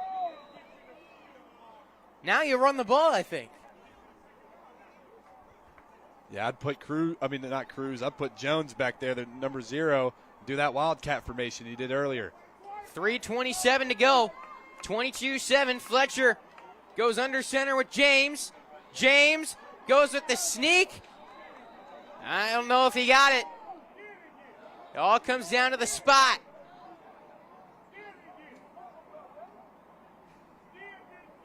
It's going to be close. Brody, what did you see? I'm just confused of the QB sneak. That looked like a long yard to me. And also, the QB can't really churn his feet with all that mud down there. They going to measure it? I really think you got to go with a wildcat formation with Jones, man. Give him a head start. It's a big, powerful receiver.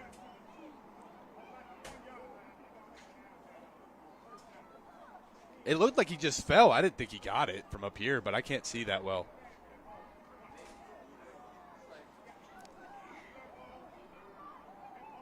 I don't know. All comes down to this.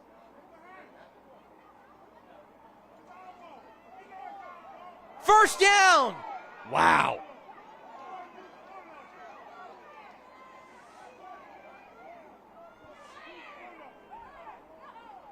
That would have been by a thread. 3:21 to go.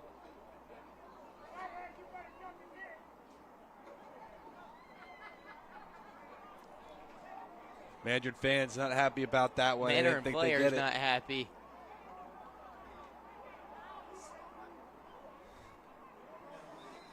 This has just been wonky. It's been That real is wonky. the perfect way to describe it, Brody. I don't know what's going on, but it's first goal for the Fletcher Senators. They're making it interesting. That's what's going on. Go Wildcat.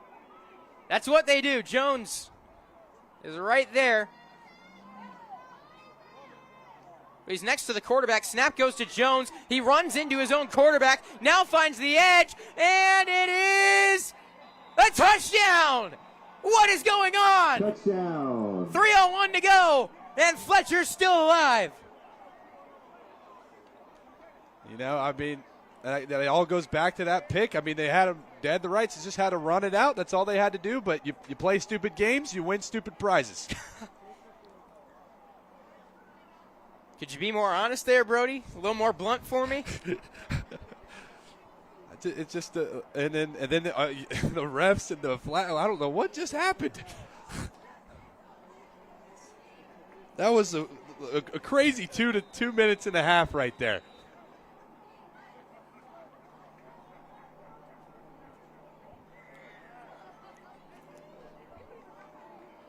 Now they go for the extra point. They gotta have it. It's a bad snap. It's a bad snap. Improvising. What happened? It's picked off. Brody Jennings made the play. And now it's a 9-point game. And that will be the dagger. Mandarin, good job right there covering the fire. Fire is what happens when the bobble is snapped. Every PAT team has a plan. If you bobble the snap, there's going to be a receiver going out to catch the ball right there. I don't even know if the receiver really went out far enough even in the end zone. Mandarin ready for that. I wouldn't have kicked the PAT there. I would have gone for 2. I just don't Especially trust with all the troubles they've been having with the snaps. I just wouldn't do it. It's just this wet conditions has been really tough for them all night. And right there, big-time problems. Now with the onside, it's tough to handle that football. You never know what happens here. 3:01 to go. It's now 22-13.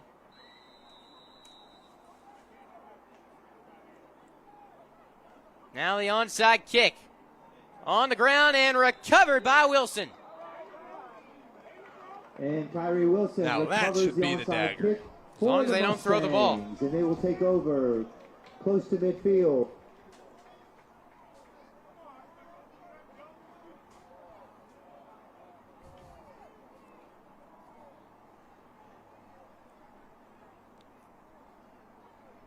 First and 10. Mandarin on their own 48.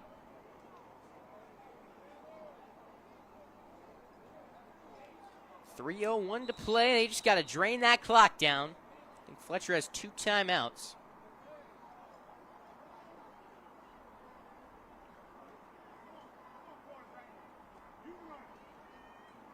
They hand it up the middle. Owens Aiden Owen, gets a yard. about a yard on the play. And Fletcher uses their first timeout. We're going to step away for a quick 30-second break. Back after this in our Whataburger game of the week.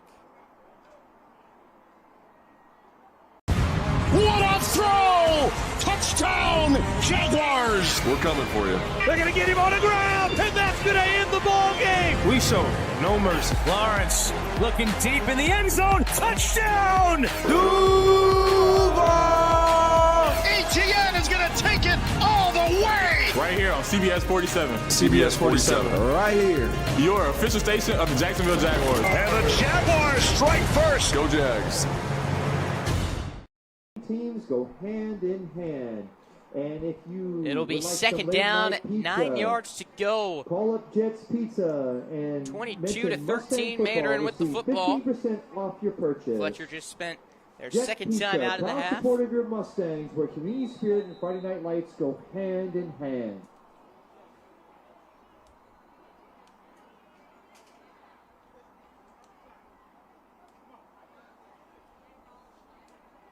Looks like they're changing the play call. They hand it off, looking for that outside is Owens. Stopped at the line of scrimmage. Is the ball loose? No, it is not. Just a big hit. Man, the way Fletcher was reaction, I thought that ball came out.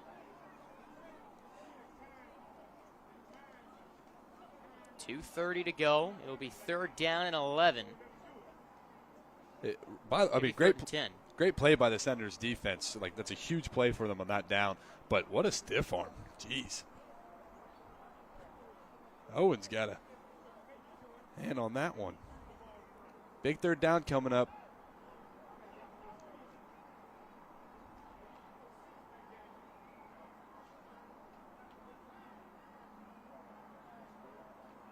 And it's the quarterback. Let's see what Mandarin draws up. They do hand it off, going up the middle. Wilson lost the football. Fletcher's got it. Oh my gosh! The recovery from DeAndre Smith. DeAndre Smith. Hold your horses. That missed PAT is just gonna bite them bad, especially if they score on this drive. That's gonna be a painful one to sit with. Yeah, instead of 8, it's a 9-point game. But I will say, if they score an onside, it's way more likely tonight than most dry nights. If it's wet out there, it's muddy. The kicker just has to have a nice hop on it, and they would have a chance of getting that. But first, they got to score. Cruz James hands it off. You don't have time to run it right now. I mean, I understand running it the first play. Maybe you could break one out, but you got to pass it now. You don't got time to run it. They also have James running back to the sideline, then huddling up. That's killing a lot of time. Yes, you need to go in two-minute drill here. Take some shots. Rolling right. James lets go of a ball, and it's caught by Jones. Caught by Josh Jones. It'll be 3rd down and about 3 yards to go, and you can just see that ball is coming out awkwardly. Steps out of bounds, stops the clock. Yeah, it is. He doesn't feel comfortable throwing the ball right now.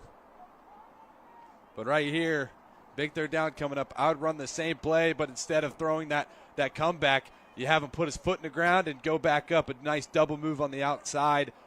I think that could work for him.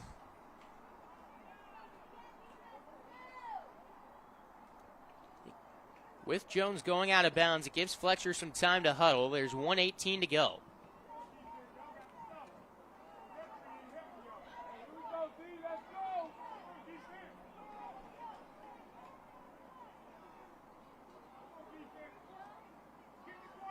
Rolling left.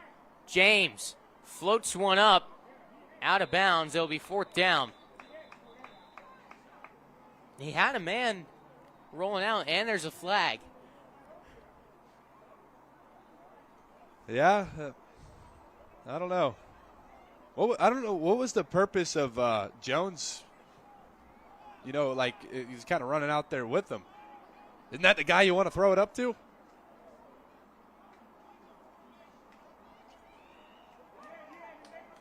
Penalty declined against Fletcher, so it will be 4th down. 1:13 to go. 4th down, Fletcher.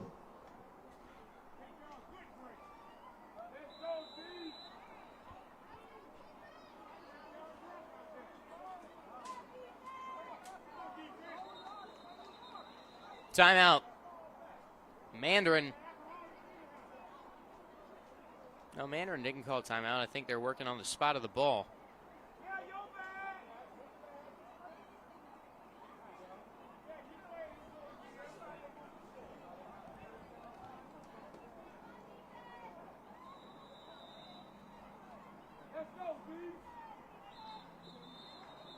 Now, timeout Fletcher.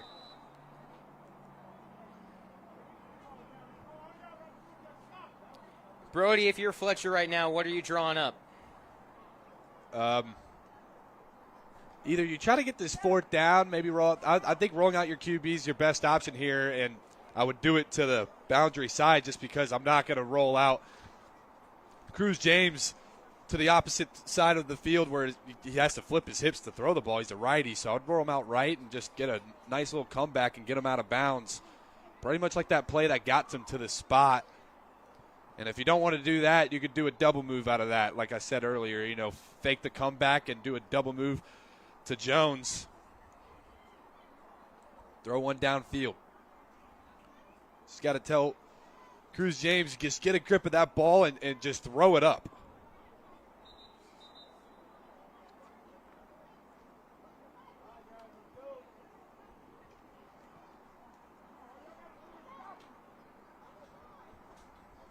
Here we go. It's 4th and 3.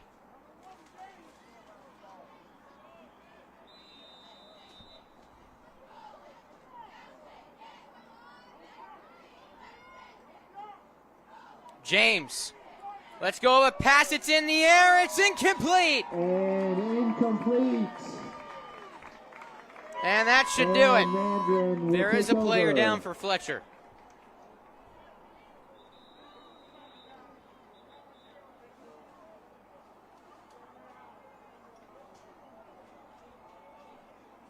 .109 to go, and that is the backup for Roy Farrow, who got out earlier with an injury. Ethan McLean, he is up on his own feet.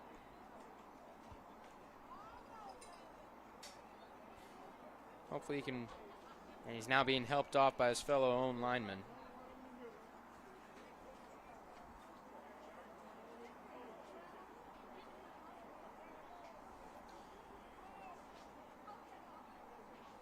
Well, Brody, that game ended up being a lot more interesting than it should have been. Yeah, a lot of wacky stuff going down the stretch. There's so much stuff to name. It's like, wow, I can't believe it. Like, just so much stuff happened, you know, with some refs and some missed calls here and there. And then a PI call that definitely wasn't a PI in my opinion. And then also a missed false start or offsides earlier. And then both teams. Just all the wonky plays just as so well. Wonky. I don't know what was going on. This was certainly a unique night of football. And you know what? Sometimes your wins aren't very pretty. This wasn't a pretty win, but it's an important game for Mandarin to come out on top of. Yeah, all about getting the win. It was a trap game going into it with the rain and Fletcher, you know, with their backs against the wall this season. They needed to win this game. But a good job by Mandarin just figuring out a way to win. That's what good teams do.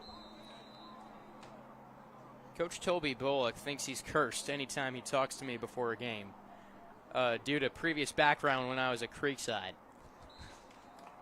I wonder if there's any point in that 4th quarter where that came to mind. He's like, shouldn't have talked to Noah. I wouldn't put it past it. You know, a lot of coaches are superstitious, and he could be just a little bit. But I'm glad he broke that curse or whatever you want to call that, what was going on there. The voodoo. Mm-hmm.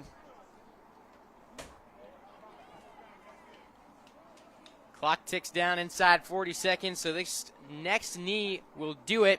And there it is. The Mandarin Mustangs come away with a 22-13 district win over the Fletcher Senators. It may not have been pretty, but it got the job done.